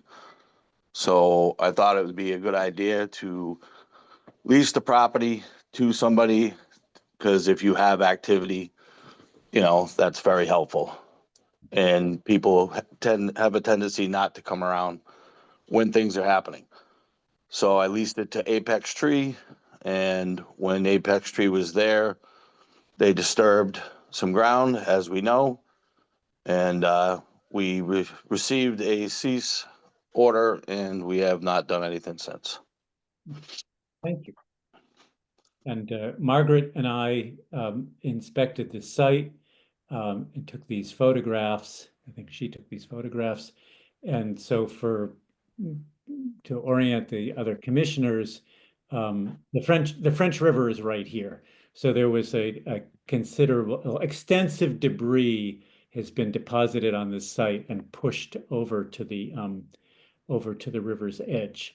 There is a fence between the running between the site and the river up to a point, and then the fence is no longer there, and you just have debris on the river's edge. So in this case too, Margaret, it does seem advisable that we schedule a site walk so that the commission can Yes. what's going on here, what might be required by way of remediation, so we can get some of that. I believe John Gumpert's representative, Wayne Bugden, I believe his last name is drawing up a plan to repair the property. Excellent. And we would submit that. And then after we do the repairs to whatever it is that we need to do, we would still like to have Apex Tree on the property, but abiding by wetlands laws, obviously, because we have already had 2 break-ins since the cease and assist order. And I also had one on the river mill as well over the weekend. Okay. It helps to have activity to get rid of the trespassers.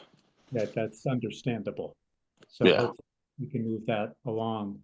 And this is the Apex Tree is hoping to use this as a staging area for timber. Is that Yes, right? yep. He wants to do firewood, and he does tree work, so he can bring the trees there and then cut them up for firewood.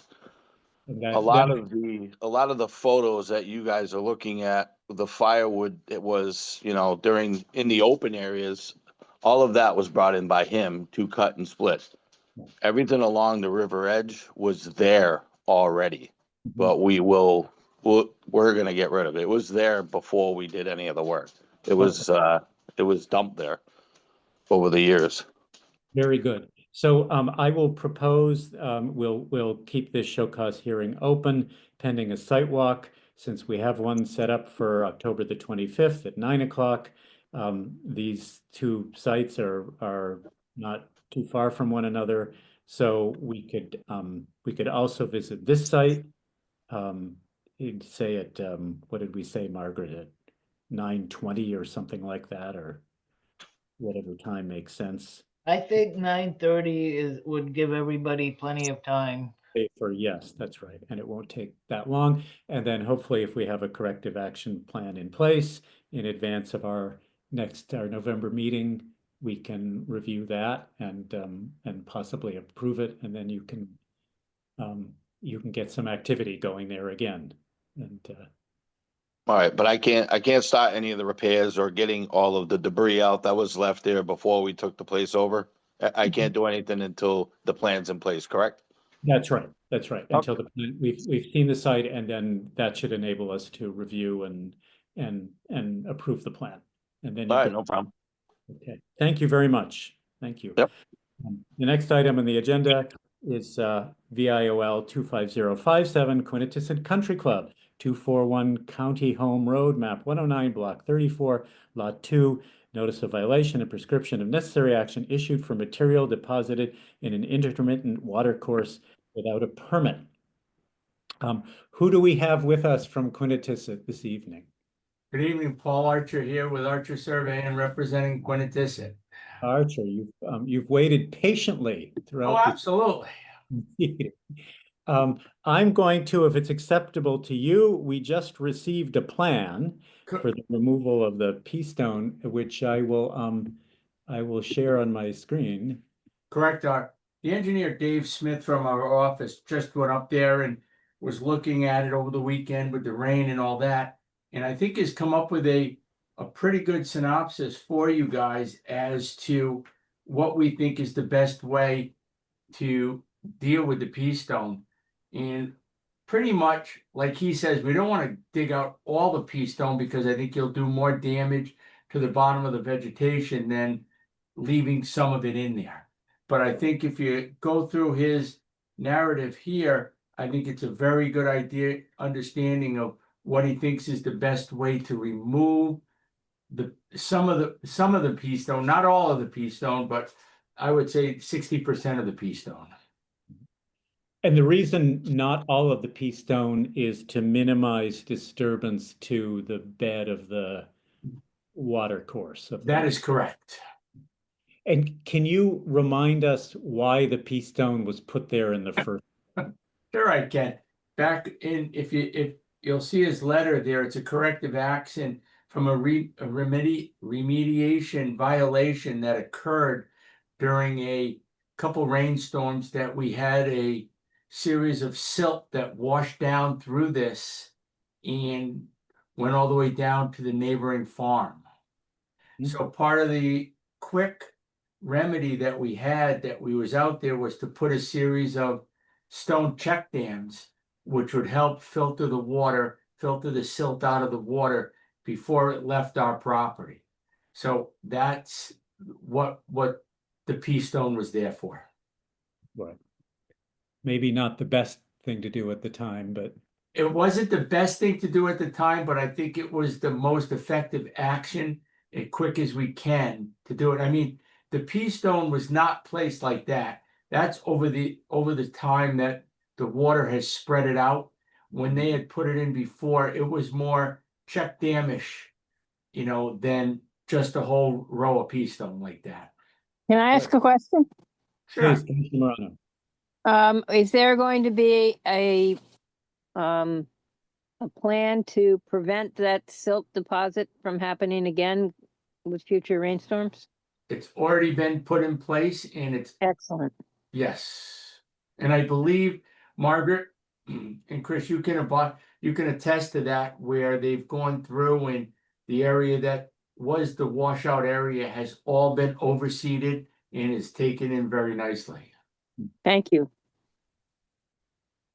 Yes, thank you. Margaret, and I will defer to you in your professional opinion. Does Mr. Smith's plan make sense? There's parts of it that do and parts of it that some things. I have to say it arrived today and I haven't had a chance to give it my usual thorough going over.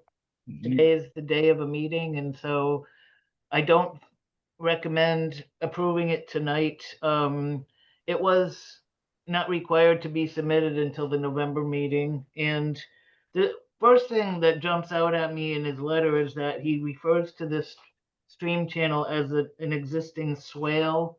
And I think at a previous meeting, the commission discussed whether or not this was a stream channel, and it appeared to be jurisdictional due to the presence of at least 2 or 3 of the characteristics that intermittent comprise an intermittent water course. So I like the idea of most of the parts about hand shoveling and removing pea stone, and I don't object to leaving little bits of pea stone, but um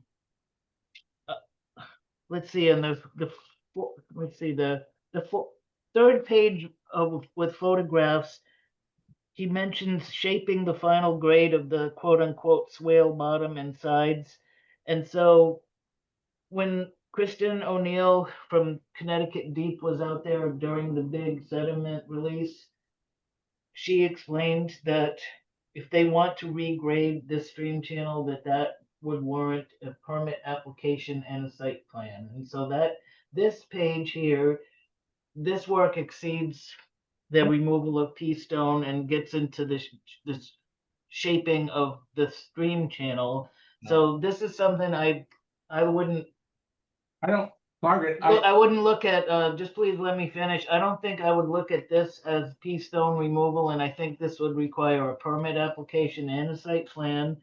And moving on to the, let's see, that was the third page, 1, 4, 5, it's the 7th page with photographs on it. They again refer to the stream channel as a swale, and they want to place material in the swale, meaning riprap, and that again would trigger the need for an application and a site plan. So some aspects of this plan, it's a good start, I guess, and we can, I'd like a chance is to go out there to hold this document in my hands and look at the site and talk about it all, but shaping the stream channel and placing material in the stream channel, as Kristen O'Neill explained to us, requires a permit application and fees and a site plan. It's a separate project. I agree, but I'm also thinking that all we're trying to do here is we're not trying to do anything more than stay.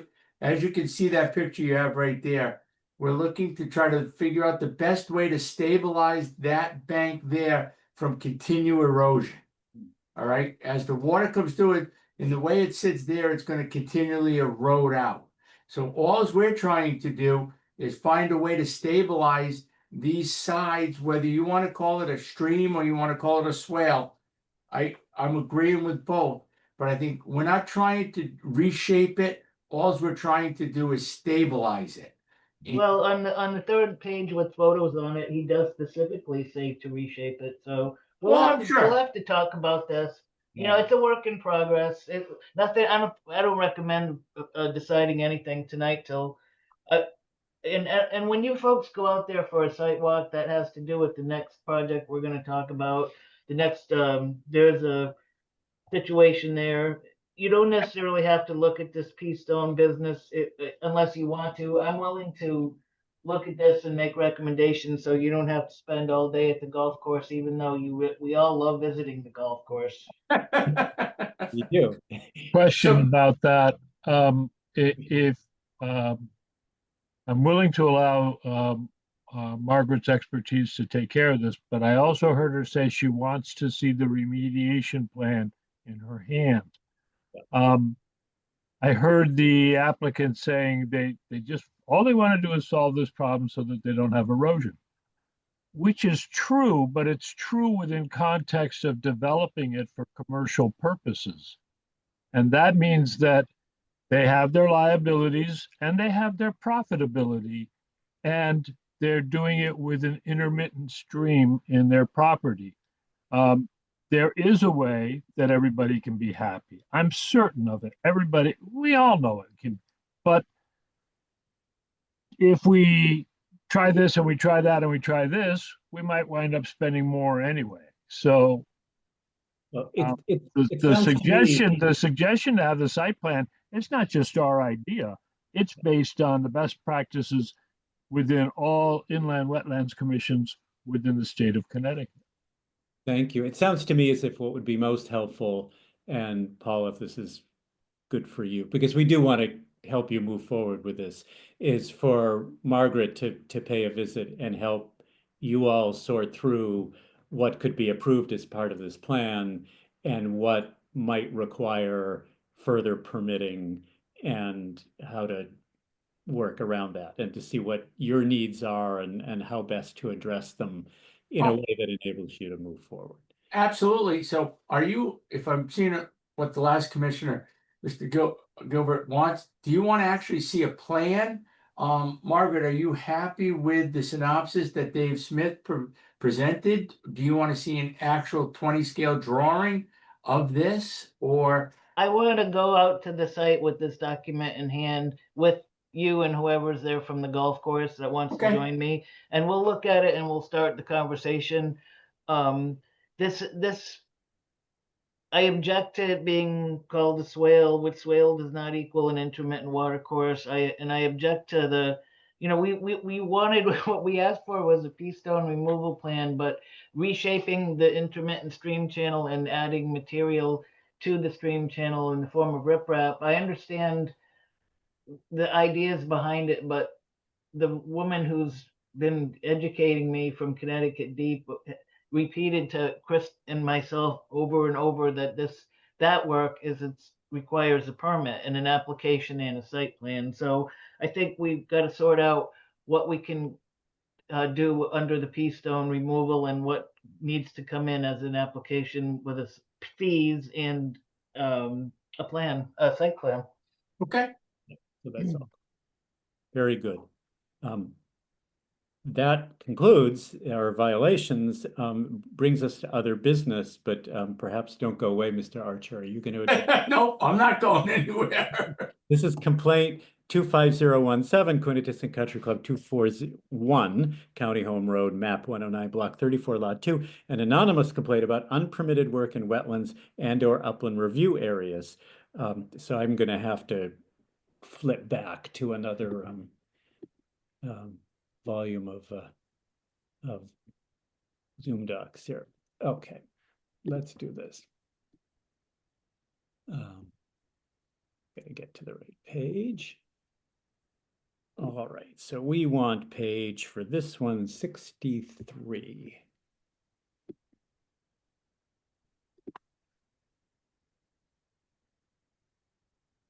Okay, we'll start here. So, Margaret, do you want to, I hate to make you do the work, but to briefly explain to us what is going on here? So we had an anonymous complaint that referred to several different areas. And then we inspected, and if I'm not mistaken, it turned out that perhaps some of those areas were more problematic than others. Right, and if you continue to scroll down, we can talk about it. Chris and I inspected with golf course representatives. Here at this, the path and the burn area, I noticed an area maybe 10 feet by 20 feet where it looked like wetlands had been filled. And since then, Mr. Archer got his soil scientist, Joe Thoreau, out there, and he seemed to agree, which was nice in a timely manner to get that soil scientist out there. We looked at this area where several or a number of irrigation drainage pipes drain into this thing that's shown as a quote unquote new pond in spring of 2024. And Chris and I both felt that this was just sort of a common sense best management practice so that they can clean out where all this drainage contributes to, sort of like what the town does on the side of the road. And so the new cart path and burning area was one of the two spots that we thought that the commission should look at. And if you keep going, I think we'll see something, not that, if you keep going here, some material was deposited in the area where it says plugs rolled, I think. And Mr. Thoreau checked that area, and it seems like the mound of material was about 20 feet or so from a wetland. So we can see those wetland flags. So the two spots I'm thinking the commission could take a look at are this not here, but the one with the wetlands in the burn area, and then the one with the plugs that were rolled. So Right. just 2 spots, and they are working across also from the big pine grove on fixing that peninsula, and I will do an inspection over there again, so that you don't have to stay there for too many hours on your Saturday morning. Thank you. So this is not hasn't risen to the level of a violation or anything. Not yet. No, no. What's advisable though is that we get more eyes on this. So I'm going to propose that we add the country club to our, we'll have a hat trick of site walks on October 25th. And if we have 9 o'clock and 9:30, we can. I don't recommend that, because Saturday there's, if you're gonna be out there at 10 o'clock, it's golf season. I don't think I mean, they don't go off. If you could get there early, usually the tee time doesn't change much. It's 8 o'clock, but I mean, if you start 9:30, 10 o'clock, you might be dodging golf balls. Was it possible that we could all meet at the golf course at 8 on the 25th? Absolutely. Get it over with. How about Yep. the members? I would suggest as earlier as you can, that we can get them out there. That way, you know what I'm saying? I just don't think especially if it's not this weekend, it's next weekend, huh? That's right. The 25th. I would say if you could get there at 7:30, 8 o'clock, and we can go right out there, I think we should be okay. I can do 8 o'clock. Now, can I say a couple things? Absolutely not. No. Please do. You're welcome. I'm just a little concerned about an anonymous complaint, okay? And I know I deal with a lot of other towns and everything else, and I don't think how you guys put any merit in an anonymous complaint, okay? If somebody wants to complain, then they should sign it, seal it, and do whatever they can. But just to do an anonymous complaint and have you people waste your time looking at this thing, I'd like to know how this commission addresses it. I guess I see how they're addressing it, but I'd like to, if Amy's there, how the town actually looks at anonymous complaints.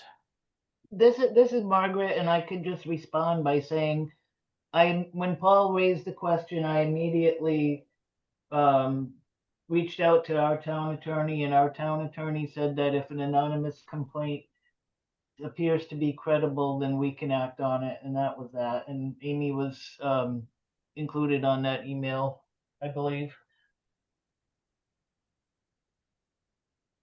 Margaret, this is Amy St. Ange. I'm not sure that I was included. I know I've requested recently to be included, but I don't believe I saw that email. Regardless, I understand that is probably the town attorney's opinion. I personally don't put a lot of stock in anonymous complaints, and I never have. So, but if the town attorney has said that, then that's valid as well. Commissioner Robert? Yeah, I'm thinking that, of course, we are limited with staff and budget opportunities, but that phrase that Margaret used about, is it credible? Could it happen? And if it does, well, then what about it?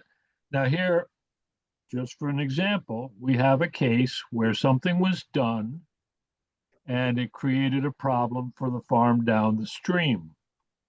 So if somebody else were to come by and say, hey, but there's something else going on there, I think that might lift it to the point of a credible complaint. And we do have to be smart with our resources, but we also have to realize that an anonymous tip could be somebody trying to set us up to look completely inept or illegal. Right. So we do have to take it as if it's an attack against the town that we live in. It can ruin our property values as well as our personal freedoms. Thank you, Commissioner Robert. I wish we didn't have to do it, but Me too. So that it's just, I'm just curious how, every town is different, that how they do that.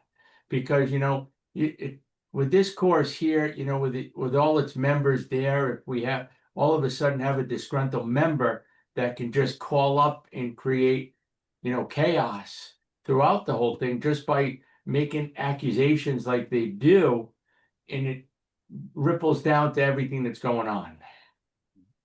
Well, I understand your concern, Paul, and I share that. I think some discernment is required in cases like this, and in my limited experience working with Margaret, there are cases where you have complainants who are motivated by something perhaps other than concern for the environment, something having to do with their relationship with their neighbors.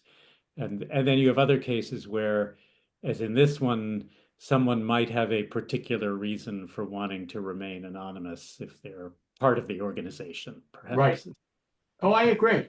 And it's just, so that's all I have to say about that. But I look forward to, this going in these areas here. And like I said, of the 5 areas of the complaints, I think we're down to 2, probably 1, realistically, what's going on. So like I said, it's just, to me, I think if somebody wants to complain and if you want to complain, put your name to it and sign it and do it right.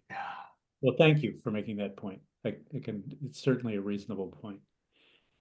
All right, we look forward to seeing you bright and early on the. How many commission members feel like they can be there at 8 o'clock? Earlier the better. I can be there. Was that Greg? Yes. Commissioner. How about Charlie? yeah, I have it on my calendar, and if I remember to look at it before I settle in for my second cup of coffee, I'll be there. Yeah, but so please, if you can let me know, and we'll meet at the pro shop there. That way I can have enough golf carts for everybody to go. But that's okay, because after we leave there, we've got 2 other sites to look at. Right. We'll be there, Paul, at 8 o'clock at the pro shop. Yeah, Margaret, if you could just if you could give me a count, that way, like I said, we'll have, golf carts ready for everybody, cleaned up, and so we can take you out there. Sounds like 4, maybe 5, depending on whether there are puppies. Yeah, the thing about that is, Paul, we've got members that aren't here tonight who might want to attend, so. That's fine. It can be that morning. I don't care. It can be a half hour before you show up. I just, it gives us something to make sure that we have golf carts and people to drive you out there. That's all. Thank you. And I'll expect my usual. I guess, we're it's a 6-member commission, and then there's me. Is that right? Yep. We have a new alternate, and he might be around for that, so. I'll try to fine tune it, but it could be as many as 7 people. That's fine. It could be all of you. Like I said, I just want to make sure that we have enough people to get you over there so we can drive you over there. Okay, and I will contact you to set up a walkthrough to look at the Peastone project separately. We'll do it the same day, Margaret. No, I can't. We don't have time. Okay. Yeah, because we have to go to the other sites if we have to do you at 8 o'clock. Okay. You have to come back. Because you're going to want to do the Peastone, and are you going to want to look at, hole 16 that they're doing? I'll do that on a separate visit. Okay. Just don't have time that day, and I can do it on a weekday too. Yeah, we can just call me and we can meet up there. I mean, 16, the green, we can go up there because nobody's playing on it, so we can get you up there. That's easy. Okay. The Peastone's easy too, so. Thank you. Okay. Thank you, Paul. Thank you for your patience. See you soon. You got it. Thank you. Good night. All right, that brings us to second item of new business or of other business, IWA 23010, Thompson Business Park LLC, 0 Reardon Road and 0 Reardon Road, map 65, block 100, lots 40 and 40G. Approval of stormwater inspection report form and documenting that the conservation easement boundary markers are installed. So I think, Margaret, we have the conservation easement boundary markers. We are good with those, are we not? And you conducted an inspection quite recently? I did one today, and that is in Zoom Docs 5. That's 5. So we have a sample stormwater inspection report that seems acceptable, and we have a certification that the conservation easement markers were installed, and they have started installing this silt fence. And so otherwise, there are no wetlands issues. Is that right? That's right. Okay. There's some photographs. Extensive clearing. All with a permit. Yep. And I should have asked, there's no one from Thompson Business Park here tonight, or is there? Norm said he was gonna attend, but I haven't seen him here tonight, and that doesn't bother me. Because I think we can. I think earlier into the documents, I listed the sample stormwater report form, and I'm sorry this inspection got split out because it happened today. Yes. But so is this you were supposed to have submitted the form 90 days after this permit was issued in 2021. Somehow that slipped through the cracks. So we got it a little late this month, and it seems acceptable. Okay. So there's no further action we need to take on this tonight. Well, the commission is supposed to approve that form. Ah, okay. And it was back there in let me see. I have to go back to volume 3. I think that's the one. Yeah. Sorry about this. No. So that's what we do. I have a question about this project, and it's not exactly on what we're talking about. It's on the conservation easement. There's a key here. It says well house. Very, very close to the center of the picture on that. Whoops, no, on that picture that you were looking at. This one? Okay, yes. Now you'll see it says conservation easement in favor of town of Thompson. Yes. In kind of a white area, and then the crosshatch. And then it says well house, and it shows this building, a square shape right there. Is that a well or is that a spring? When I looked at it, I really thought that it was a spring house. It was water was discharging out of it.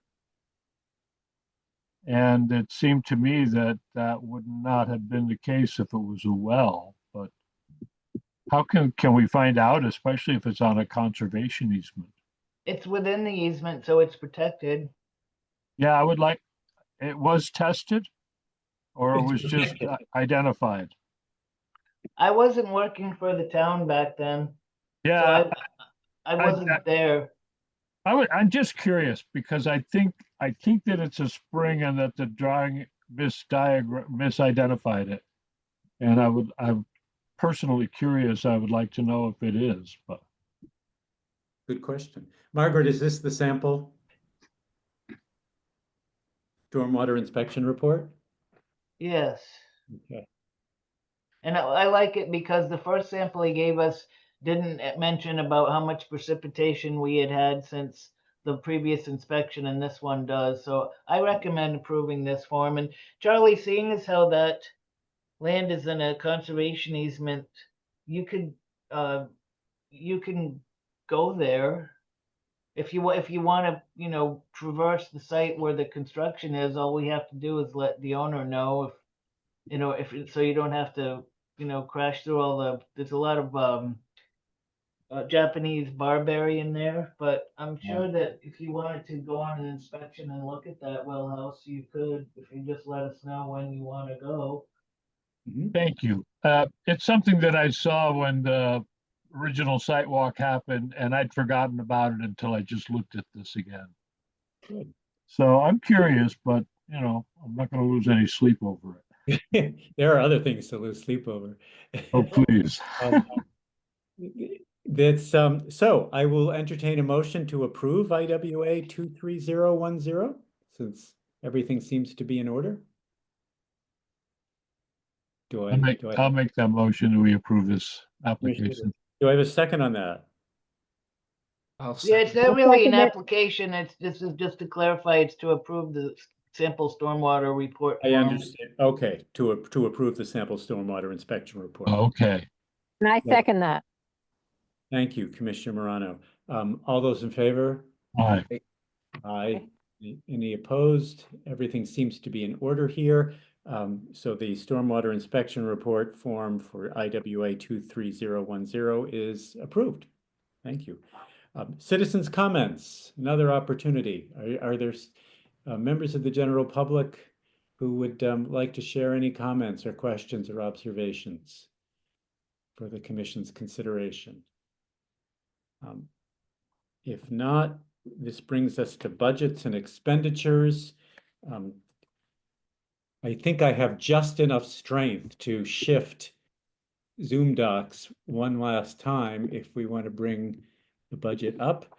But it looks to me, Margaret, from your report that we really have expenses for legal notices and membership in the CACIWC, which is a very good thing.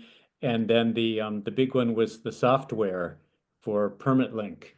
Right. Our fees for legal notices are running over budget.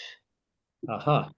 It's been awfully busy, and there's been an awful lot of votes that have to get put in the newspaper, and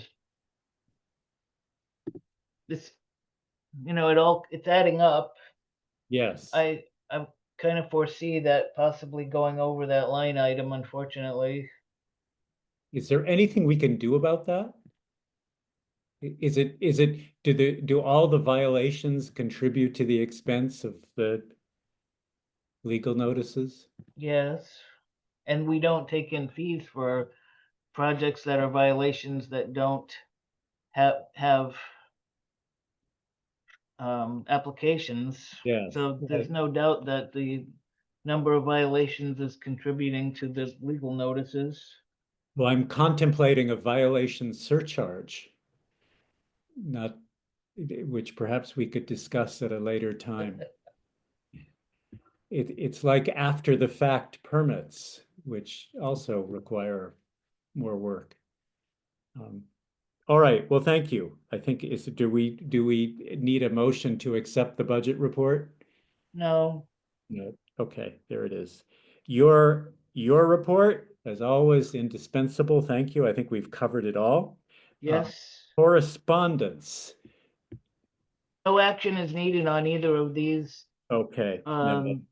Dam safety was reporting on the North Grosvenor Pond Dam, which Charlie had gone on an inspection on, and it's going to take some time to get that sorted out. Mm-hmm. And the Sunset Pond Dam is owned by Claudette and Hoffman and Pete Lopriori, and Killingly Engineering inspected that one. And again, no action is needed, but they're interesting documents to read. It sounds as if at Sunset Pond, apart from clearing debris from the inlet and inspecting the boards at the outlet, there were no recommended repairs.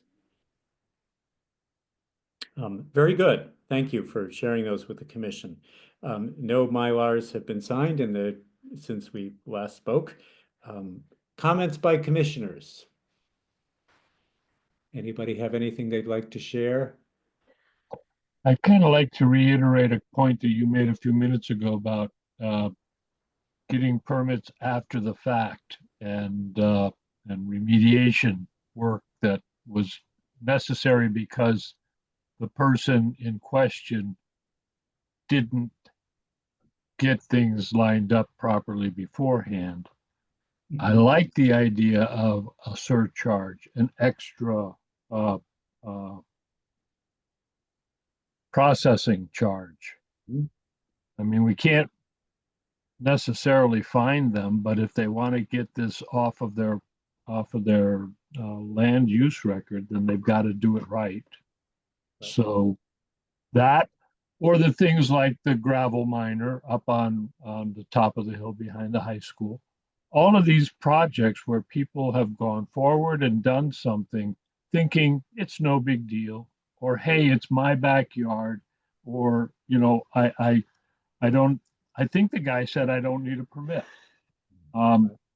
These are important complications that waste a tremendous amount of our time and resources. Yeah, I think you're right. I mean, not to prolong the discussion, and it's getting late, but I would favor at least a disincentive when it comes to after the fact permits, because they are costly in terms of time and effort. And may I suggest that Margaret Washburn would check with the town attorney or maybe Amy St. Ange and find out, are we going to be, creating a big problem for the town if we say, this is what we're going to do, post the legal notices, do it, and then it's out there.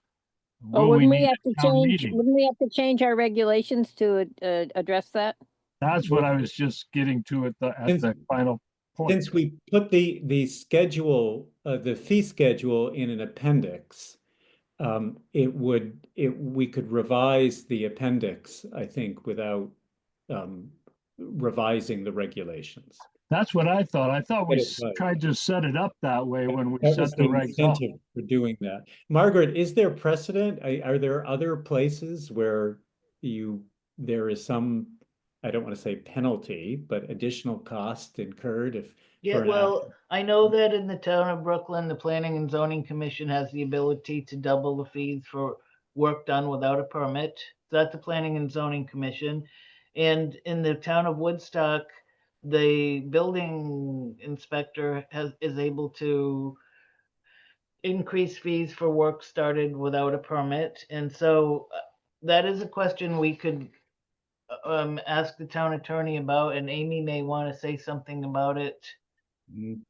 Well, I'm happy. This is Amy St. Ange, happy to check with the town attorney on this, but I really, really want to emphasize that first and foremost, all of you are appointed to these positions. You're not elected by the public.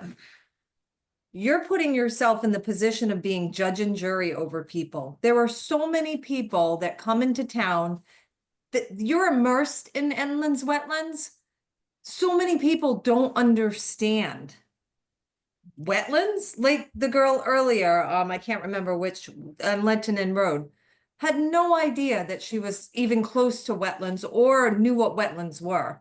So I just caution you not to be overly regulatory. Yes, do the work that you're charged with doing, but try not to just always be looking that people are trying to get away with things with, with like people are trying to get away with not paying for or not getting a permit, because I don't think that's the case whatsoever. I think a good majority of the time, people just don't understand. They just don't know. And that doesn't excuse it, but I don't think we should overly penalize people for making mistakes. There's been a long time philosophy that says ignorance of the law is no disclaimer. You can say, gee, I didn't know that was against the law, and still be against the law. And I don't believe that certainly the history of this group since I've been with it, we're not capricious. We're not out there looking to slap people. But every single example that we talked about tonight was an example where somebody did something without having an idea of doing it properly, and it created a complication. In some cases, monetary. The guy said, well, now I got to spend $7,000 to have a study done. Or an impact on the environment, where we're going to get our resources for the future. All I'm suggesting is that this thing happened, and the guy comes by and says, oh, well, I'll just pay the basic permit charge. And I think we should be able to say, no, you've got to pay extra processing charges because we need to have these studies on file. And we need to have somebody that will put them into the file. And it's your responsibility to do the studies. Well, See, then, that's what the this- regulations say. Thank you, Charlie. Amy, then I would just say, then you need to prove that the additional cost, that there is actually additional cost. Well, So, there's extra paperwork that has to be done, extra time at the meetings, extra inspections, extra, and you're right, we're doing it as volunteers, but Margaret Washburn isn't, and we're struggling to pay for legal charges because somebody thinks we don't need the money. well, I do. Thank you both. I do agree with Amy to the extent I think a case like Ms. Gardner's is is justified in this case, call it ignorance, but lack of awareness that there were issues there. So one of the things about the work we do that has struck me from the outset is that it has an educational component, yes. which it's hard to address, and that's something we might think about, is how to heighten that awareness. At the same time, I think there are cases where people, and I hesitated to put it this way, but see what they can get away with. And it sounds like I'm imputing motives, but and then in some cases damage is done, which then has to be undone, and that's difficult and costly. So whatever we consider doing, it might have to have a discretionary element, and how to build that in fairness, without the appearance of partiality is another question. So And- perhaps it's something worth thinking about. And I appreciate that, Mr. Chairman, and it does come down to, well, whose discretion is it? Right. And how do you become that judge and jury? I just, as far as who's doing it willfully and who's like, just doesn't understand. Who do Yeah. you educate and who do you have to penalize in some way? So Right. it's a tough line. So all I say is, as you move forward, just please tread lightly. Yeah, and it's something we would want to have conversations about and consider carefully. I think you're absolutely right. Thank you. Well, a meaningful conversation, not that the rest of our conversation hasn't been meaningful too. All right then, where's my agenda? If there are no further comments by commissioners, I'm going to thank you all for the good work you've done tonight. And it was a very full agenda, and we've got through it in pretty good time. Well, I think taking care to discuss everything that needed to be discussed. So I will entertain a motion to adjourn. Commissioner Corso, motion to adjourn. Thank you. And do I have a second on that? I'll second it. Thank you, Commissioner Morano. All those in favor of adjourning? Aye. Can't imagine anyone being opposed. This meeting is adjourned at 9:29. Thank you all again, and we'll see you next month or before.